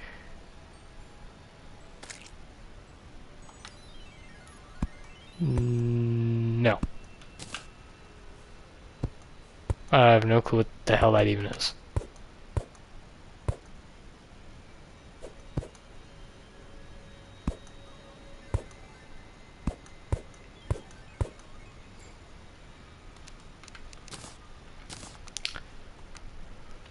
Um,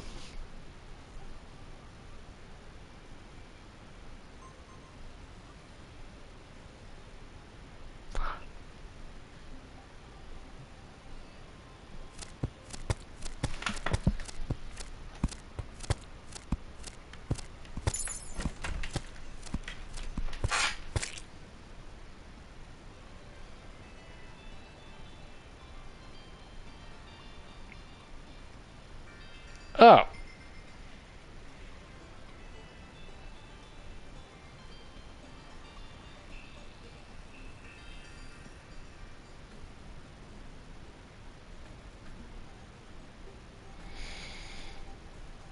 That. Okay, yeah, I know what you're talking about. Yeah, I think they had a huge bunch of problems anyways, because they don't make that shit anymore. Because I think YouTube finally started screwing with them.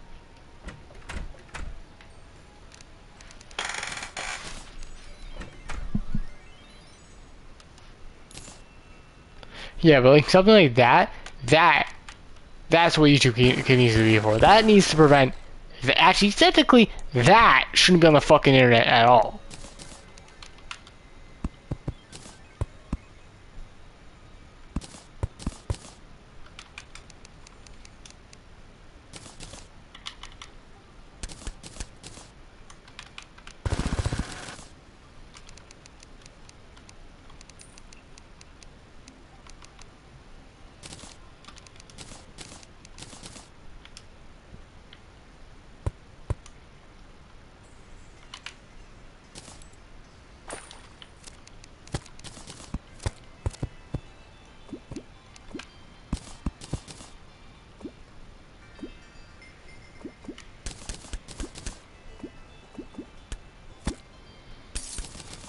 Yes, but there's a difference between like a site for not being a site for kids and then being a site that just like what the fuck is that? You don't. Nobody. I mean nobody should be fucking seeing My Little Ponies with where the fuck that is. Just no.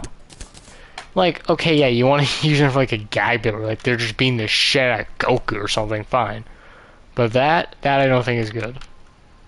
That specific line of videos, just no.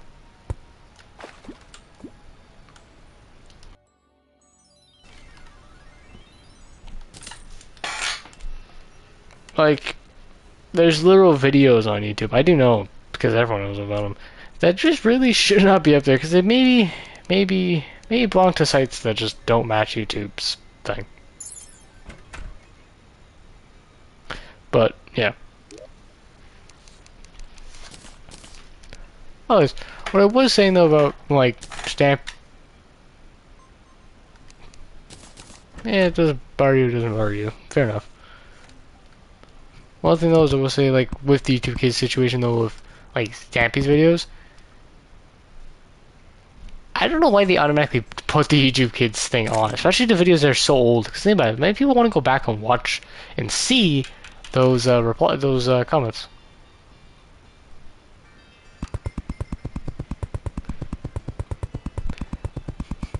Yeah, one thing.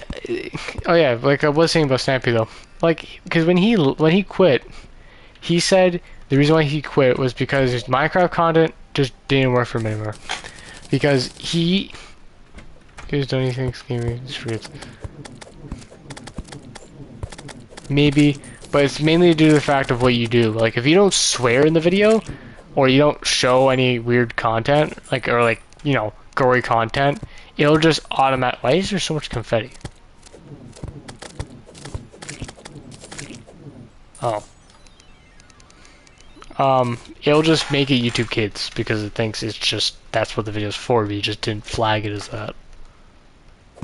That's why you see so many shorts and stuff, but like subtitles that are wrong because they put a swear word so it doesn't make them YouTube kids.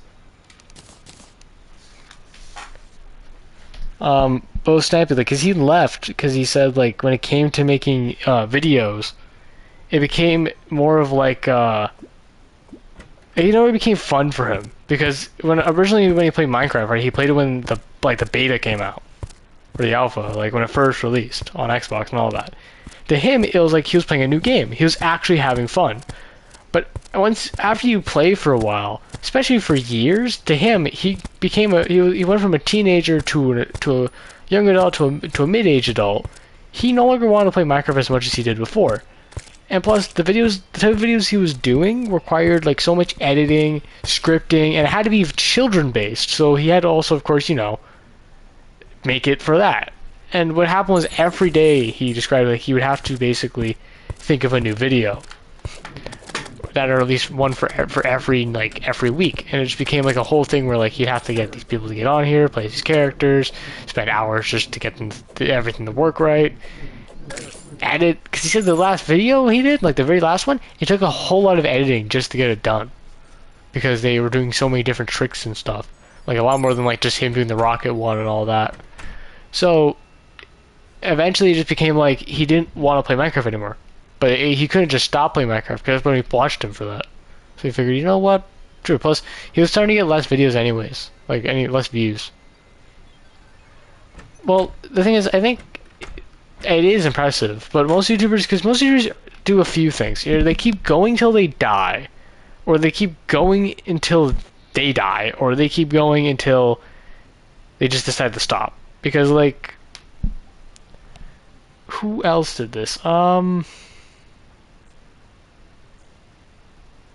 Like, I'll say, like, yeah, I don't know if you remember, fuck, I can't remember the fucking names. It's like AW something. I can just go check. Descriptions. Yeah, You Always Wins, right? They were popular before the 2020s. They actually got even slightly more popular during the 2020s. But what happens eventually they came out of relevancy, because the thing is they mostly play like BO3, right?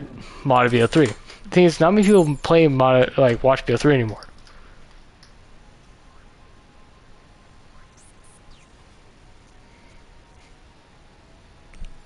Well, I think the last one's more of a Minecraft thing.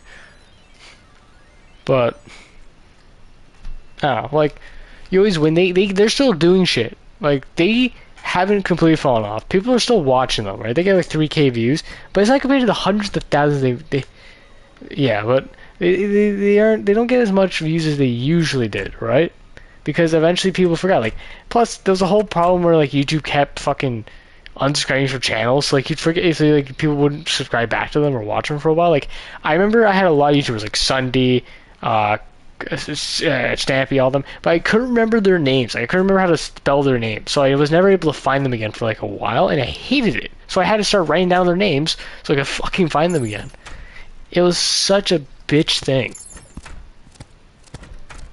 and it caused me to like forget about a lot of YouTubers. But yeah, like, You Always Win, they're still doing this stuff. I don't know if you know King Daddy DMAC. He does like modded Ark. He still does some. He has stopped slowly over the years. Like, he takes like months longs to make new videos. But during those times, like, he still makes them. He just gets a lot of views. Because like he still has all of his subscribers, but I don't think people care to watch. I can't even watch them because I just get too bored. For Stampy, it was more like he didn't have much left. Because he would still make views, don't get me wrong, but they're always in the 30,000 compared to his bigger series.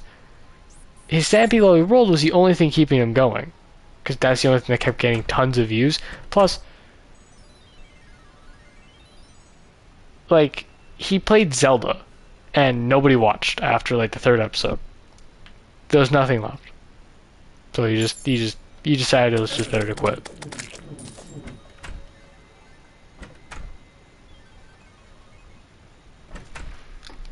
Hold on, I have to go to my app to see the bosses. There's mostly doing with this one. Oh come on, you're not fucking getting to the chat now.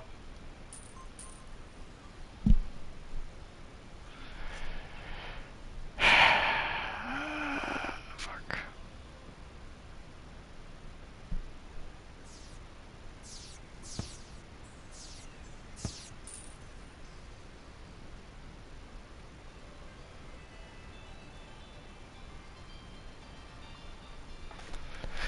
Oh, yeah, I guess because I don't know. Like, yeah, I can say like that's pretty fair. A lot of the NTM was a big one. The problem is, the thing with the NTM, right? He still makes videos. He still gets a lot, but again, I don't watch him because I just can't watch his content. I just get bored too quickly of a lot of the shit he makes. It's not to say that it's ass or it's not good. I just can't personally watch it. Plus, I don't know. A lot of things I was very particular on, like when it came to what they made, like Sunday. I only watched him for his modded, maybe just like what he did by himself with like the servers. But once he stopped doing that, I really just stopped watching him. Like, especially when he went into the whole fucking thing he does now. Can't even look at him. Um, what is insane though is that this guy does real estating now. Sonny does real estate agencies because he owns an entire like complex and stuff and a whole bunch of homes because the point of that isn't to make money. He does this because he wants to teach his kids what work actually is, because the thing is for him, he made his money, right? He basically has a home, he has kids, he has a wife. He doesn't have to do anything. He doesn't have to make videos anymore. But the thing is, because he mostly sits at home, he doesn't want his kids to see that. He doesn't want his kids to just think that, so he just started doing something else on the side. He doesn't need to do it. He does it so they think he's actually doing something, but it's something that actually make his kids like think, become like more like thinkative to what he does, right? Because a lot of people that work at home, like if you notice with like parents and all that, kids notice that their parents are home a lot, and the kids might still be aware that they work a job, but they may not understand.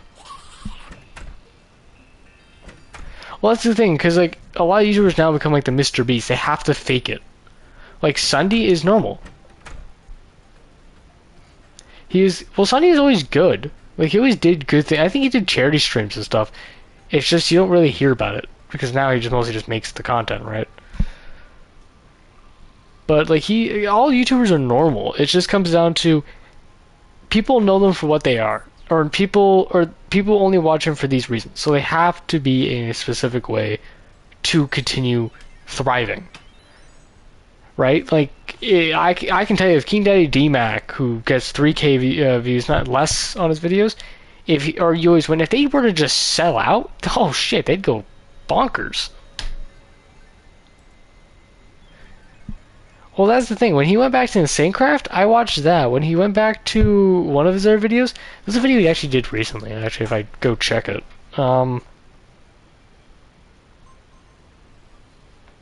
actually, I don't know how recent, so I don't know if I can find it, but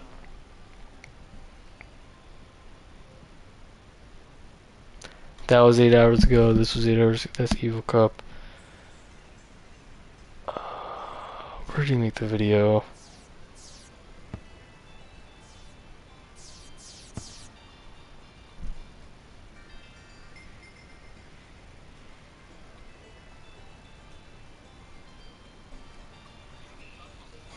Yeah, here it is. He made a Shell Shock video a month ago, and he also played Risk and stuff like that. Those videos, he went back to normal. He was more like what he used to do, kind of like it's still like after the crazy craft series and all that, but like at least was like manageable. But then he went right back to Among Us and stuff, which I immediately stopped watching again because like the next thing I saw was I got Messi in Roblox. Like no, that I would just lose my mind watching. But yeah.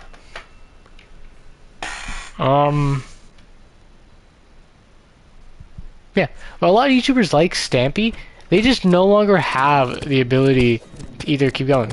Like he can't, he does. Stampy didn't want to keep doing because he just couldn't. He was just, I guess, losing his mind making kids content because he's an adult. He doesn't want to keep playing a lot of the games he used to play, like Minecraft.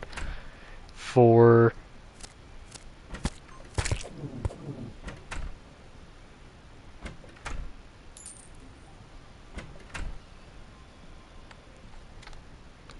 He's really the only thing keeping Among Us alive.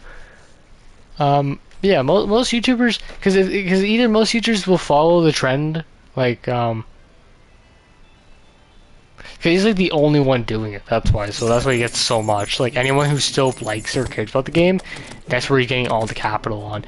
If you like, that's how most YouTubers became what they were. Like when Minecraft was first becoming a thing, because nobody played it, and because Minecraft was so like well received, anyone that kind of was a new YouTuber on it just exploded, right?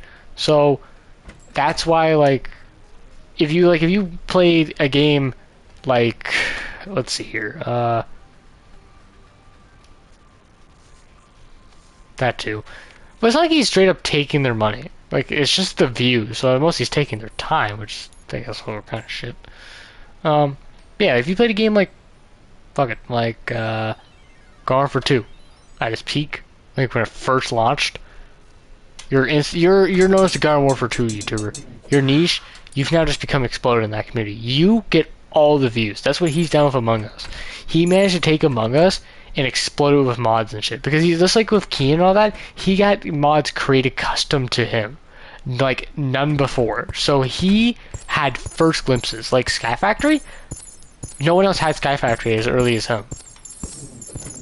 So, like, him creating, like, they were just able to capitalize on the fact that they were the only ones that could play it. Meat Pack, all that.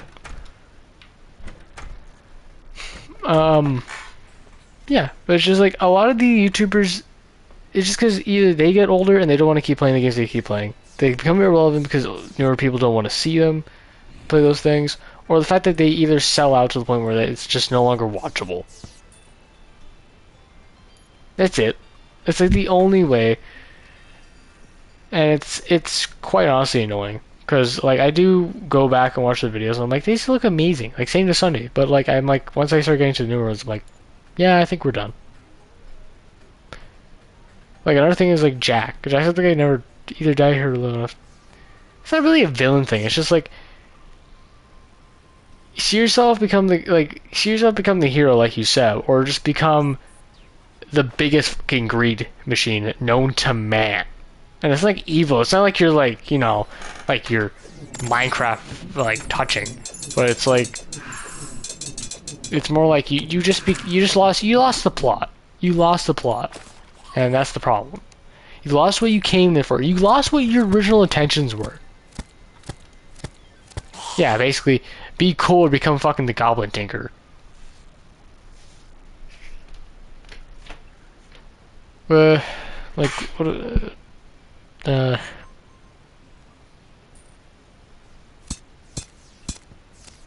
Train of thought, losing.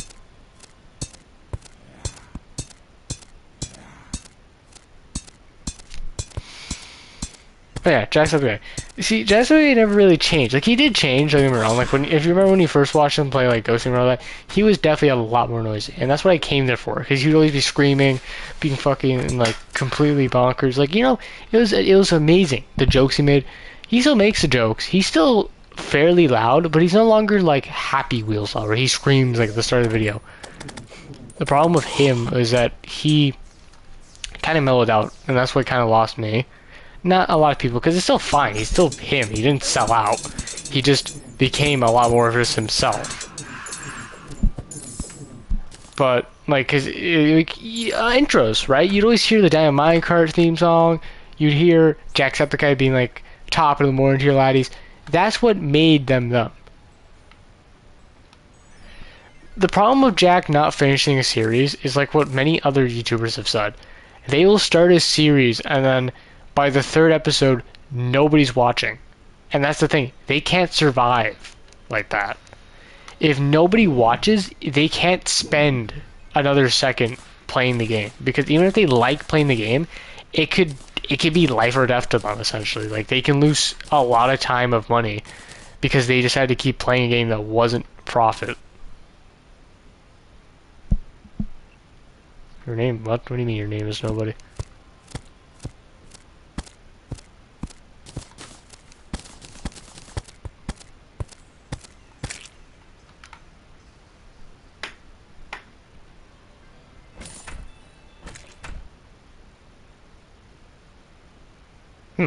So there's 2 people watching for me.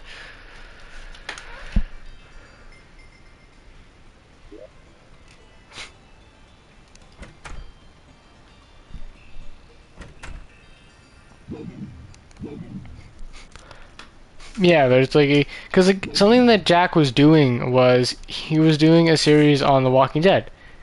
Now that one everybody wanted to keep watching, but the thing is, to him, he thought nobody was watching it, so he stopped doing it immediately because he couldn't. He knew if he kept doing it, he would have just been wasting his time. That's the problem with like chasing for the trend, is because if you don't chase it, you're typically left behind. So they have no choice to do it. Like Sunday, he has no choice to do it now. If he stops tracing that trend, there's no more him. There's no more videos he could make.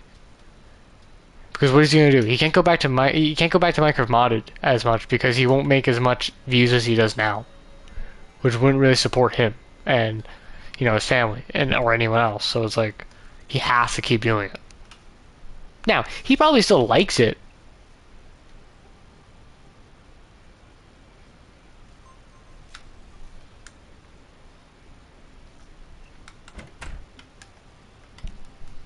Oh. I don't know. Like, yeah, I was rejecting it. It's just because, like, he mellowed out. Like, he still makes his jokes. He still does all that. But if you noticed, he doesn't have an intro anymore. He doesn't have an outro. He isn't eccentric. He just kind of says his jokes and plays the game, which sometimes leads it to where his videos become hours long. And that's okay for like a starting episode, maybe the second episode, or even the final episode of a series. But like, it just becomes too long, especially when he's not as like loud as he used to be. Like if you want to go back to his Happy Wheels episode, they could. I think those were around 30 minutes each. But because he was like so like hyper, it became like you wouldn't get bored because it was like you're watching like an entire movie that was actually like incredibly interesting. So like She-Hulk.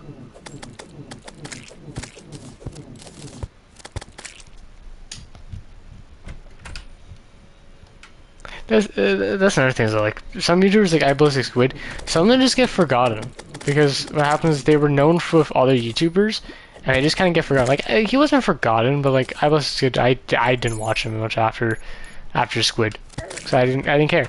Tiny Turtle and them, I didn't care after a while because well I forgot about them and they stopped playing a lot of mods and doing a bunch of content I liked. Like they stopped doing the whole school episodes. They got rid of a whole bunch of people that usually were like doing videos, which some of them also stopped. I like long videos, it's just if it's not interesting, I might not watch it in one sitting, or I just won't watch it at all after like half of the video. That's the issue. Like, you can get people to watch, but like, typically they stop watching halfway through, which is a problem. Because YouTube sees that as a retention problem, and like, nobody's watching you. Like, if someone clicked onto my video, yeah, I got that click. Yes, I got that view. But if they leave within a minute and 30 seconds, I will stop getting views. That one viewer that didn't watch is not worth it for the many viewers I could be getting if they watched more of it. The only thing that doesn't punish you is YouTube Shorts. If somebody just swipes past, as long as someone doesn't just immediately swipe past it, you will get that view and you'll keep getting recommended. For like about a week, and then you'll never see your shit again.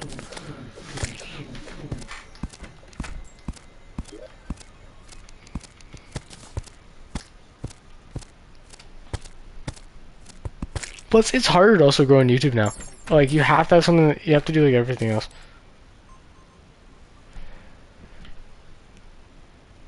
That's fair, because like you don't, I guess you don't want to like just constantly be looking at shorts. But like, the reason why you need to do shorts is because if you're doing YouTube or TikTok, or you're just at least trying to grow your channel, like I'm trying to, if I don't do them, like what am I doing here, man?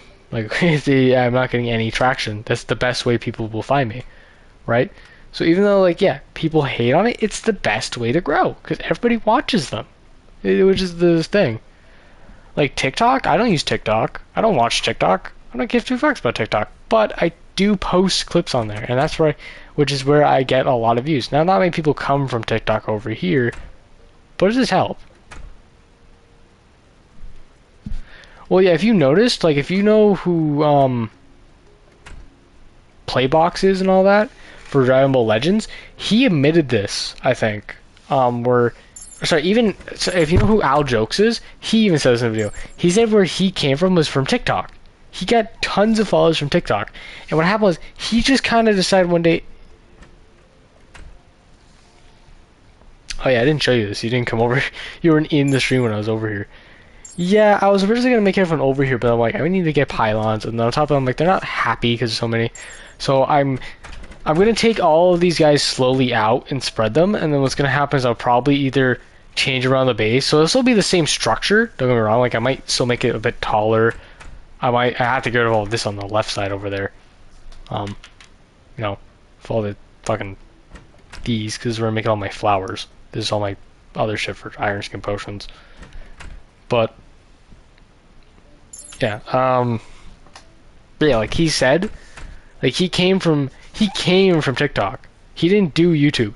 He just takes all of his old TikToks, put them on YouTube, and most people that are from TikTok who use YouTube see him and are like, boom, explode, and then new people explode. He didn't do shit for YouTube. He just did whatever he just took whatever he already did or whatever he's currently doing, and he takes it from TikTok, puts it on YouTube, and then boom, now he's popular on both, and he gets double the pay. It depends. Like if you're good at making stuff on TikTok, then do TikTok first and then do YouTube. But if you're doing main content videos, do YouTube and then do TikTok maybe, or do both at the same time. But yeah, I get like you just have to, and that's the problem. Like I was saying, it was harder with YouTube. You need to basically follow the trends, or you have to have something very particular. Like if you notice Minecraft, you can't do regular Minecraft anymore. Snappy was the like last person doing Minecraft content. That was like his content, and that's because it was his world. That's the only reason why it worked. Otherwise, 100 days, hardcore, all this shit, modded 100 days, hardcore, multi-part series of 100 days. It's like it's just never. That's the only way it's gonna work. Yeah, like what I was doing on my for like what I'm trying to do for YouTube. I did Warframe guides, but then I got bored of it. I'm like, I don't want to do this. I just want to play my games. So I tried doing that. Nobody watched.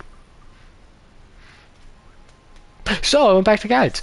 But I didn't do Warframe because I knew I was going to just lose my mind if I just kept doing Warframe. So instead, I just did guides on other games. So I do like typically 3 games at once or more for guides, right? Like I did Warframe, then I did GTA, and then because I found that to be pretty good. And then I think I've just done those 2 for now, and then I've done I think maybe a few other games.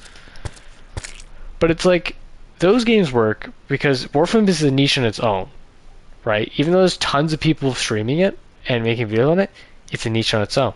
And plus guides can last forever. So if somebody needs to look up something, they'll just look it up and they'll just see your shit. Which is the other thing. Videos on YouTube never lose money. So long as they aren't demonetized and so long as they get ad revenue, you will gain money from them no matter what. It can be years later. Sunday and Stampy, Craner, all of them, they gain money from those old videos still. So if you're someone who only watches his own videos, you're still giving them money because they still gain money off of them. That's another thing. If you can build a YouTube career, you will never run out. You will basically become rich. Because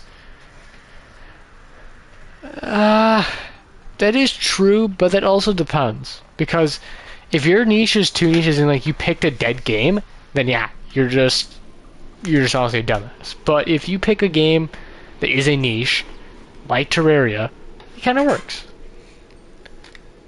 Rainbow isn't too old. The problem with Rambo is that you have to be incredibly skilled. That's the other thing. When it comes to shooters and games like that, you'll notice they're more competitive.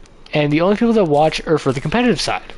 Siege is so competitive. If you're not at a competitive champion level, like if you're not diamond and above, forget about it. You're not gonna get people watching you. Like most DBD streamers, you also notice, are P100s. They play on such.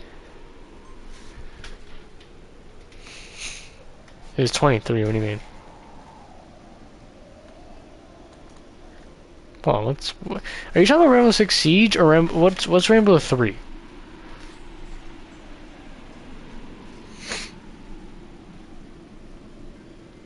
Rainbow 3.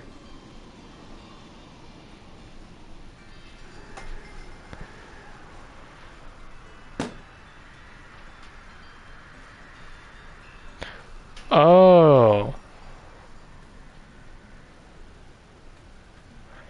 Okay, yeah, now I see. That's what I mean. The game is dead. That's the problem. That's why you're not getting. That's why you won't get views because it's good, but it's not relevant enough. You see, like Terraria, if you look on Twitch, 400 viewers, 300, right?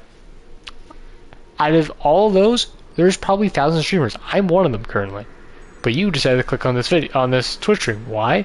Because out of the thousands of Twitch streams, there's only a certain amount of viewers, and those viewers will see out of those 1,000 that one that they choose, which is a lot better. Now, you still don't want a lot of streamers. Like if there's 1,000 streamers here, which I don't think there actually is. I'm just exaggerating.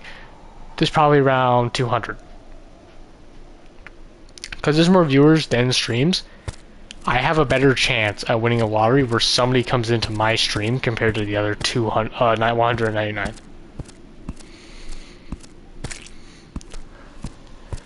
It comes down to, you have to, when it comes down to getting a stream to work, is you need a game that is considered a niche, but still popular, right? It still has a fan base that's loyal and will never go away, like Terraria or Minecraft.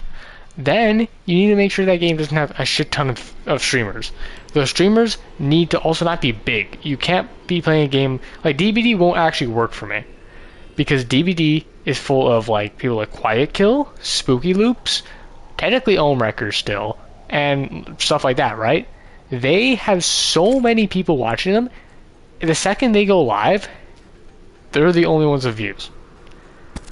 And you can't beat them because there's too many of them. So they just keep either overlapping or they'll basically come in one after another. So it's like you will never be able to make a stream because they're there. They're always taking the people. So due to that, you'll need to play a game like this, and you'll just have to hope that there's only like a few hundred streamers. Yeah, you need something that has only a few hundred streamers, and those streamers aren't getting more than like 100 to 200 views. Because then if this category has 400 views, that means those views are being spread out across many different channels because people are just going between them finding someone that they like. Right? Like you've joined here, I've talked to you, you've stayed. That's the same principle. If someone joins your stream and you talk to them, they'll most likely stay because you're interacting with them. Now, the more people you get that join in, it'll be harder for you to interact with them. But, so long as you can pick enough people, or you can just at least comment once on each person's like comment, they'll typically stay. Like, if someone asks you a question and you answer and you don't talk to them again pretty much for the whole stream, they'll stay. Because you talked to them. You made them feel like, important. And maybe they are. If you feel like they're important to you or not.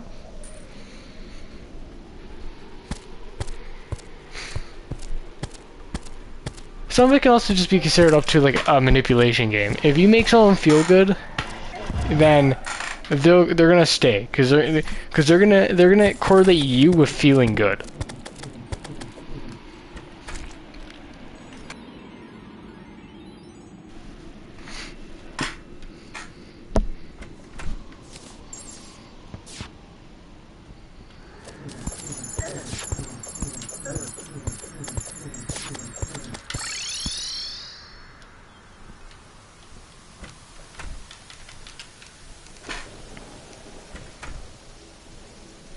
True that. See, you didn't realize it, but I've fucking taken over your brain.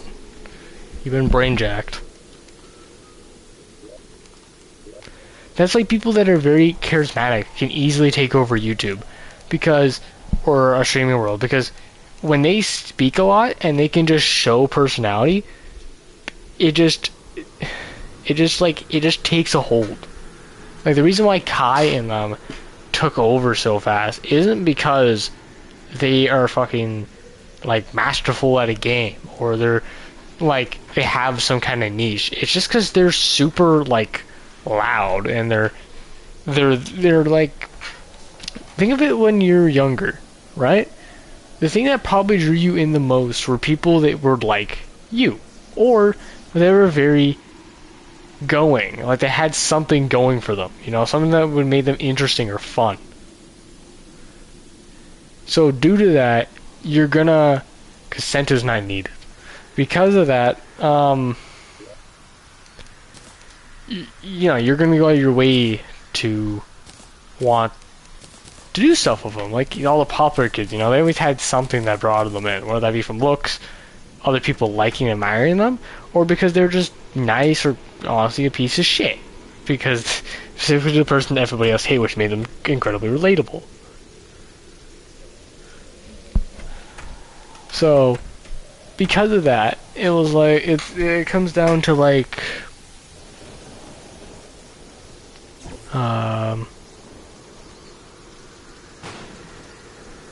yeah. So because because Kai is like, you know, constantly able to just, like, he's being like a kid, right? Everyone was a kid. Everyone likes being a kid. So everyone's gonna want to watch him. Because he's like a kid. He just gets to do shit that's funny and unserious without being judged.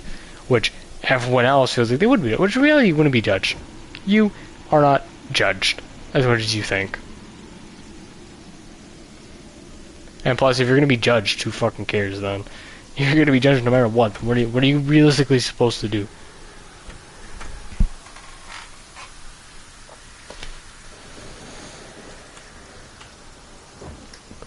Yeah. The one thing that is weird that people like found, like I found really weird, is when Kai decided to say he was done, like he was retiring.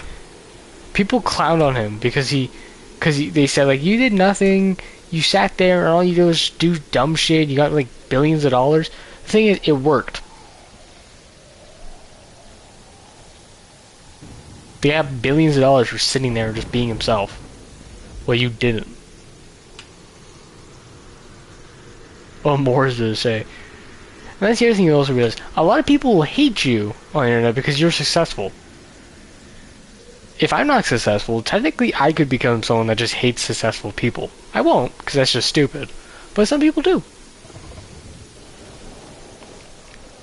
Right. Like, here's the thing. Like, I could hate someone like Stampy because he was very popular, and I wasn't. But it's like, what would that do for me? Nothing. Plus, what am I even mad about? I'm mad about something that someone else did and I didn't. Because I didn't want to. People were mad at Kai because they didn't do his thing. They didn't do what he did. He didn't do what they wanted. They didn't do it because they thought they would be judged. And him, he just like, I don't care if I get judged. If it works, it works. And hey, it works. I get tons of money. Who cares? Most of the time when you do something, you get money. You're not going to care about the humiliation. You're going to be like, I'm making millions of dollars. Like, if you're told you had to be an idiot on stream for hours and you got $1,000, are you not going to do it? 'Cause, I mean, that one guy that likes putting Nutella around a toilet rim that he has around his neck, doing weird shit, he does it. There's something getting him to come back and doing that shit and humiliating himself. So, and he's even that guy admitted that he hates doing it, but it's the only thing that works.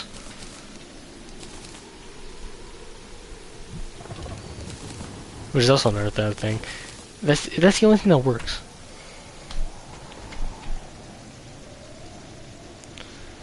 Pretty much, yeah. I mean, shit. Do you do anything stupid that isn't foreseen as like offensive or anything? Boom. You are popular. Just record everything you do.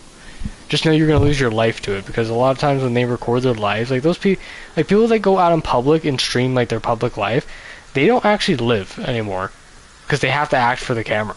Like you ever taken a picture or something or taken a video or something rather than just being in the moment, you realize you don't remember that moment.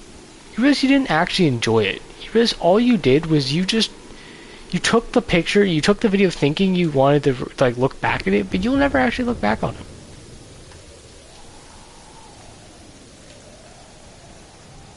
Like, I'm not gonna say something that like something happened recently, right? I had a video taking place for what happened. I didn't take the video. I just asked someone else to do it.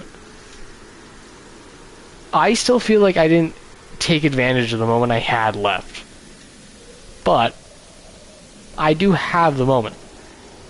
I watch it, but all it does is just make me realize I didn't take the moment for what it was.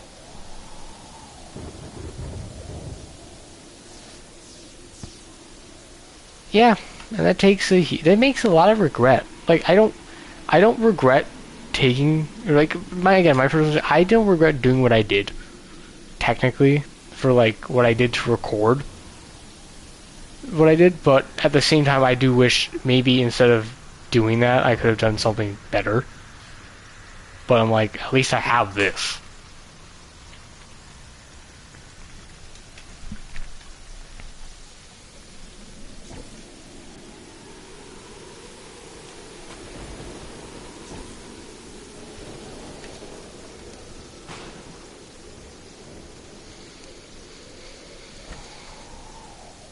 Yeah, that's fair. Because I'm gonna be honest, it was that I was gonna do Golem, but I don't think I have the energy to do Golem. Because if I die to Golem, I'm just gonna go crazy. All right, dude. If you join back, I'm gonna actually let you know this right now. When it comes to me, I will stream this game typically after 4 p.m. Eastern time, because I'm in Canada, and I should have the same time as you. I typically stream this game after 4 p.m. But I also stream it sometimes just during the midday. So if you want to check in midday and see if I'm streaming, up to you, or you can check back after 4. And then I'll probably be doing either stuff for Golem, or I'll be doing Golem next. So it's up to you if you want to join back in. Should be the same time as you, 2:15.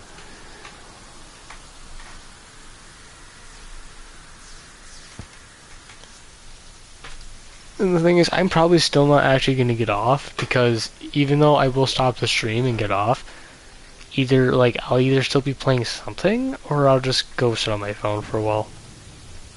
Yeah, I mean, if you've noticed, I'm just completely, I've lost trains of thought while speaking, and I'm not even speaking loud anymore.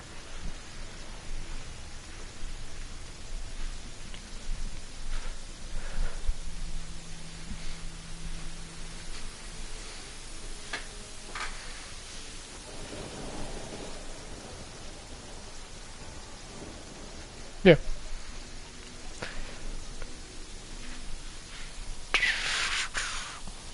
Yeah, if anything, if you're streaming and you're playing Terraria again for the first time, like, I don't know if you already started a world or not. It sounds like you have, though. Like, I say, just maybe do what I'm doing. Just stream it as you go. You know?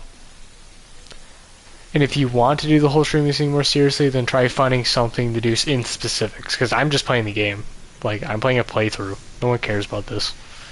But if you're doing like something like you're rushing through the bosses or doing some crazy challenge, then you might get something bigger.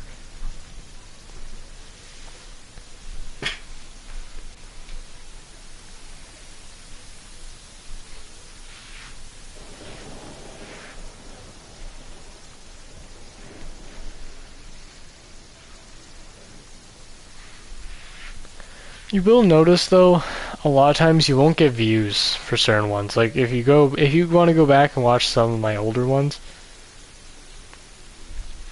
Yeah, the thing is, when you see 3 or 4 views, I will point out, I'm not too sure those are actual people. Because just in this moment, it jumped to like 5 for a second. But nobody said a word, and they all left at the exact same time. So that's what's making me think they might just be bot views.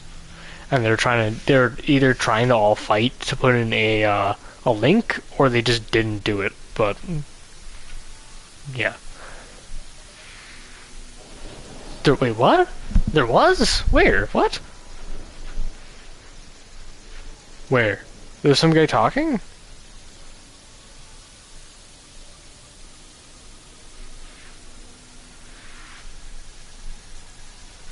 Like in this live stream, there was someone else. Oh. Okay, I was about to say if I ignored him the whole time, I would have hated myself for that. I would have just ignored him the whole time. Yeah, no, you'll typically get one person.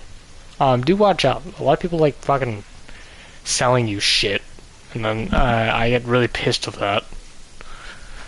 They mostly do it in live service games though. Like if you're playing Dragon Ball, like I have done, I've had people want to sell me like panels and shit.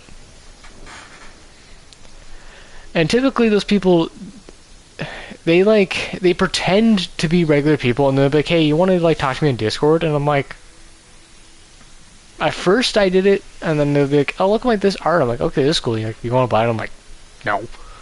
And then they're like, but why not? I'm like, because I don't have money for this. And they're like, well, I can give you good rates. And I'm just like, yeah, just a lot of being bad. Go fuck yourself. Eventually, sometimes they'll follow you and then just not unfollow you, which is a good way to get a follower. But sometimes I've just learned the second they say come join me in Discord, I've just straight up told them to go fuck themselves, and I guess them out pretty quick. It's just like there's no reason to be nice to them specifically, because it's like I don't want your shit. If I wanted to go buy them, I would have gone looking for them.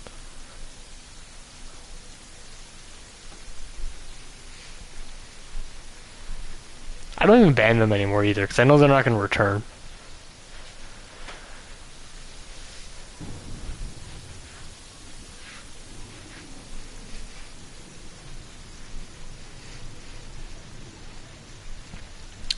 No, like, so, here's how you know if they're selling you shit. So if they're overly nice, to the point where they're trying to, like, again, if they're nice, it's fine. But it's like, if the second they say, check out my artwork, and then you find out it's on Discord, then it's kind of like, just be like, no.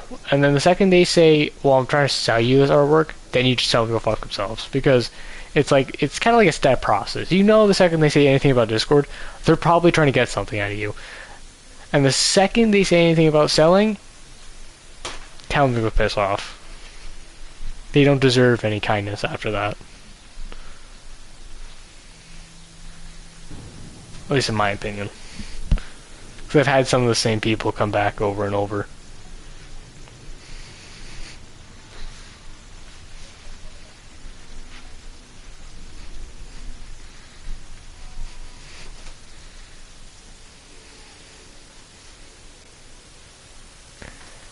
Do you have social media? What do you mean, do I have social media?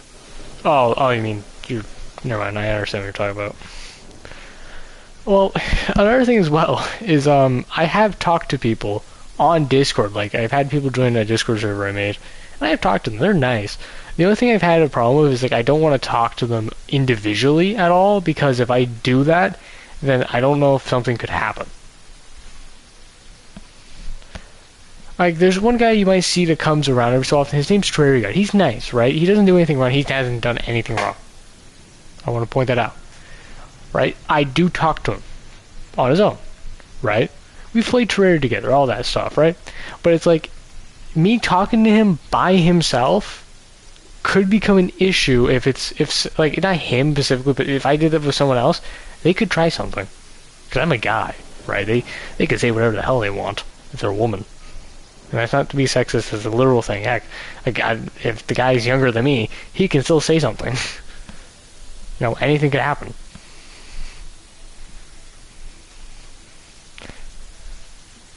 Which is why I suggest, if you're going to talk to anybody who wants to talk to you on Discord, don't do it in a private chat. Do not do it in a private server. Make sure you have a bunch of people there to witness what you're telling them and what they're telling you.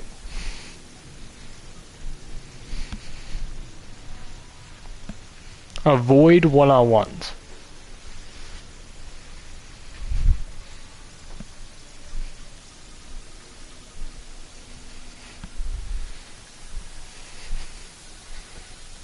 Yeah, like when I told you if you wanted to join that Discord server, you did the right thing. You shouldn't have. You saying no is the best thing.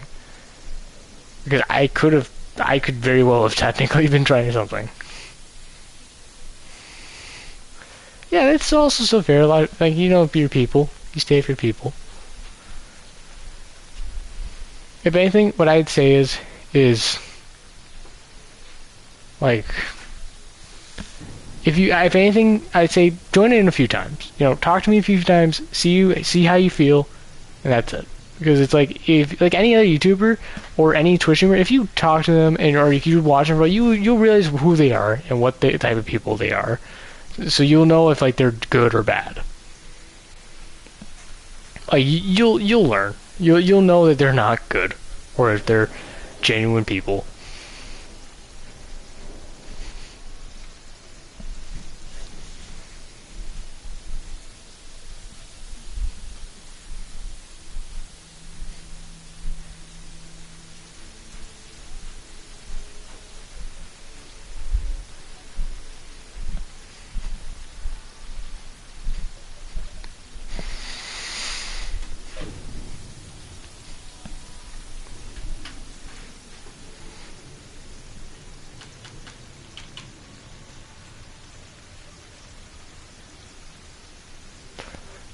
Those people, I don't know why people even dox. It's like, yeah, you have my IP, but like, what are you gonna do?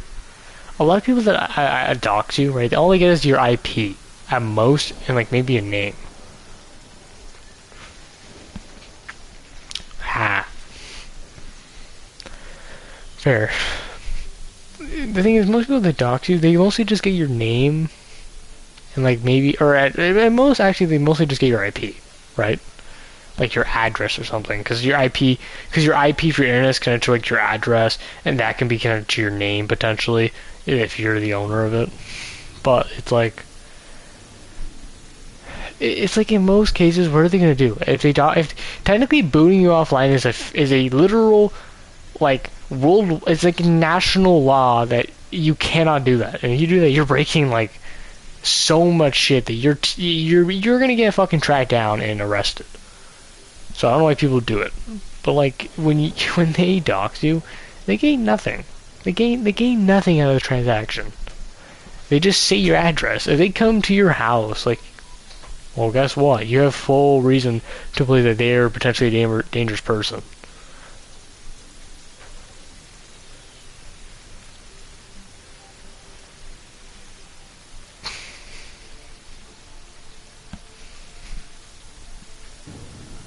That's fair.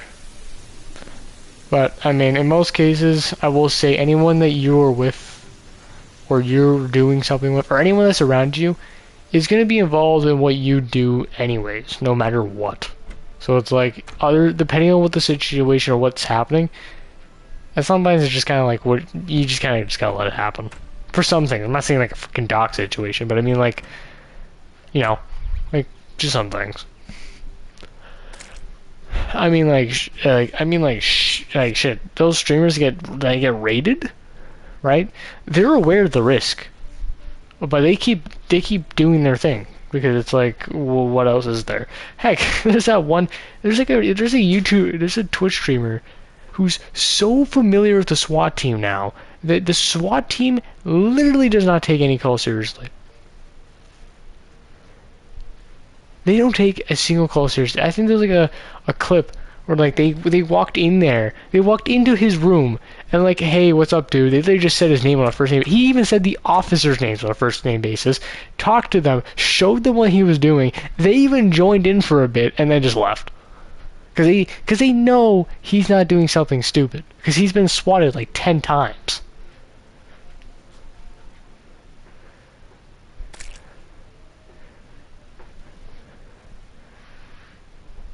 If it's in those situations, it's just get on the ground. The second you know they're busting in, you get on the ground. get on the ground, hands on your head or some shit. Just don't do anything. Because typically they're gonna realize that nothing's because the thing is when SWATs and people bust into your house, their goal is to to get in there and out. The thing is they don't know who's dangerous, who's not, so they're gonna make sure everybody's is treated like a threat. But at the end, once they know you're not a threat, you're typically not gonna have the issue again. Especially if you're a Twitch streamer. Because I think cops now have just learned that most Twitch streamers get raided. They aren't doing anything. Oh, trust me, it's gonna be the SWAT or something worse. Because sometimes some places don't have SWATs and they just use the military instead.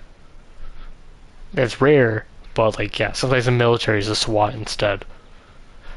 If they have military bases around the area rather than just SWAT teams. Because the SWAT is the police, right? But the difference with the SWAT teams is it's when the police get like heavier gear and shit.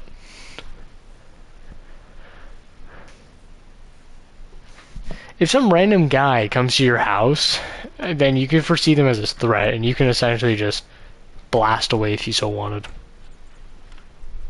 Well, actually, that actually depends, because there's laws against that. For some reason, so remember, if somebody breaks into your house, you can't shoot them if they don't have a gun. I don't know why, but like this is a huge thing in Canada as well. If you have a home intruder and you shoot them, because like you can buy shotguns for like home protection. If you were to blast a guy's head off with a shotgun who's broken into your house, you can forget about not. Yeah, I mean, again, also laws are different. But at least in Canada, as far as I know, like if you do that, you can get charged with manslaughter or, murder. And it's like, it's stupid because like if he didn't want to die, he shouldn't have entered my house. Because the second you enter someone's house, you're on their turf. You're on their rules, their idea. Because you know your house better than you, right? You close them lights, they don't know where to go. You do. You know who's in the house. They don't. You know every corner. You know who's in the house, what their footsteps. You're ready. You have so much advantage that you can most likely kill them before they even know, or stop them before they even know. The thing is that if you do it in an excessive way, you still get in trouble, which is stupid. Most cases, those cases get dropped anyways. But yeah, some people do generally serve prison time. Well, it's the same thing with like squatters.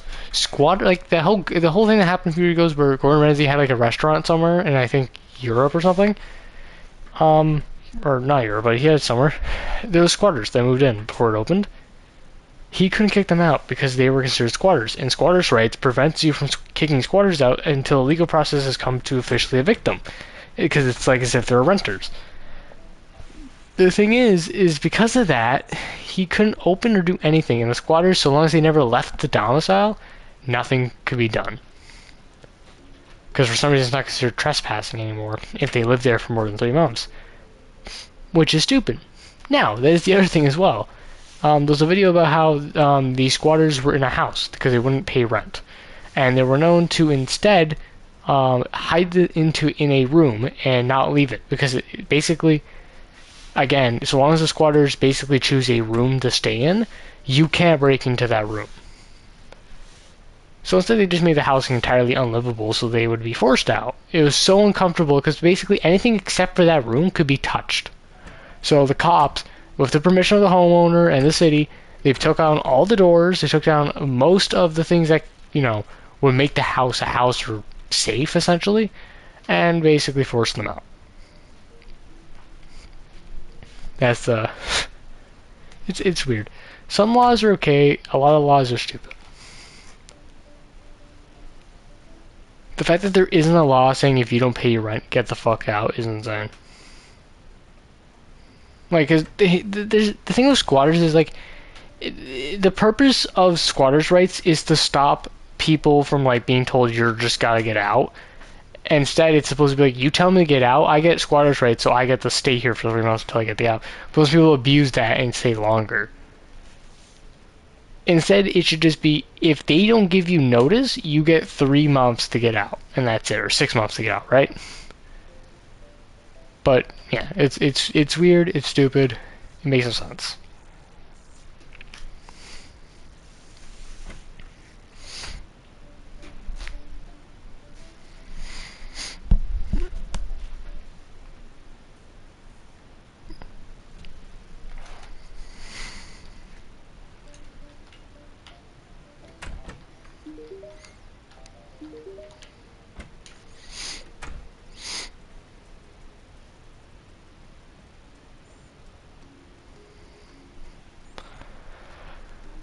Well, because a lot of people, what ends up happening is they either fake it and then they get the lease or the rent for like the year, and then they just don't pay it.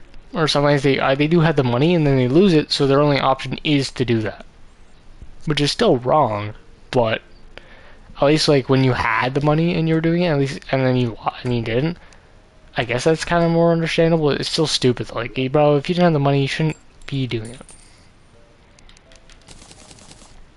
Plus, I was saying those squatters, they do that on purpose because they just don't want to pay for rent. There's typically gangs of them, so it makes it harder to get them out.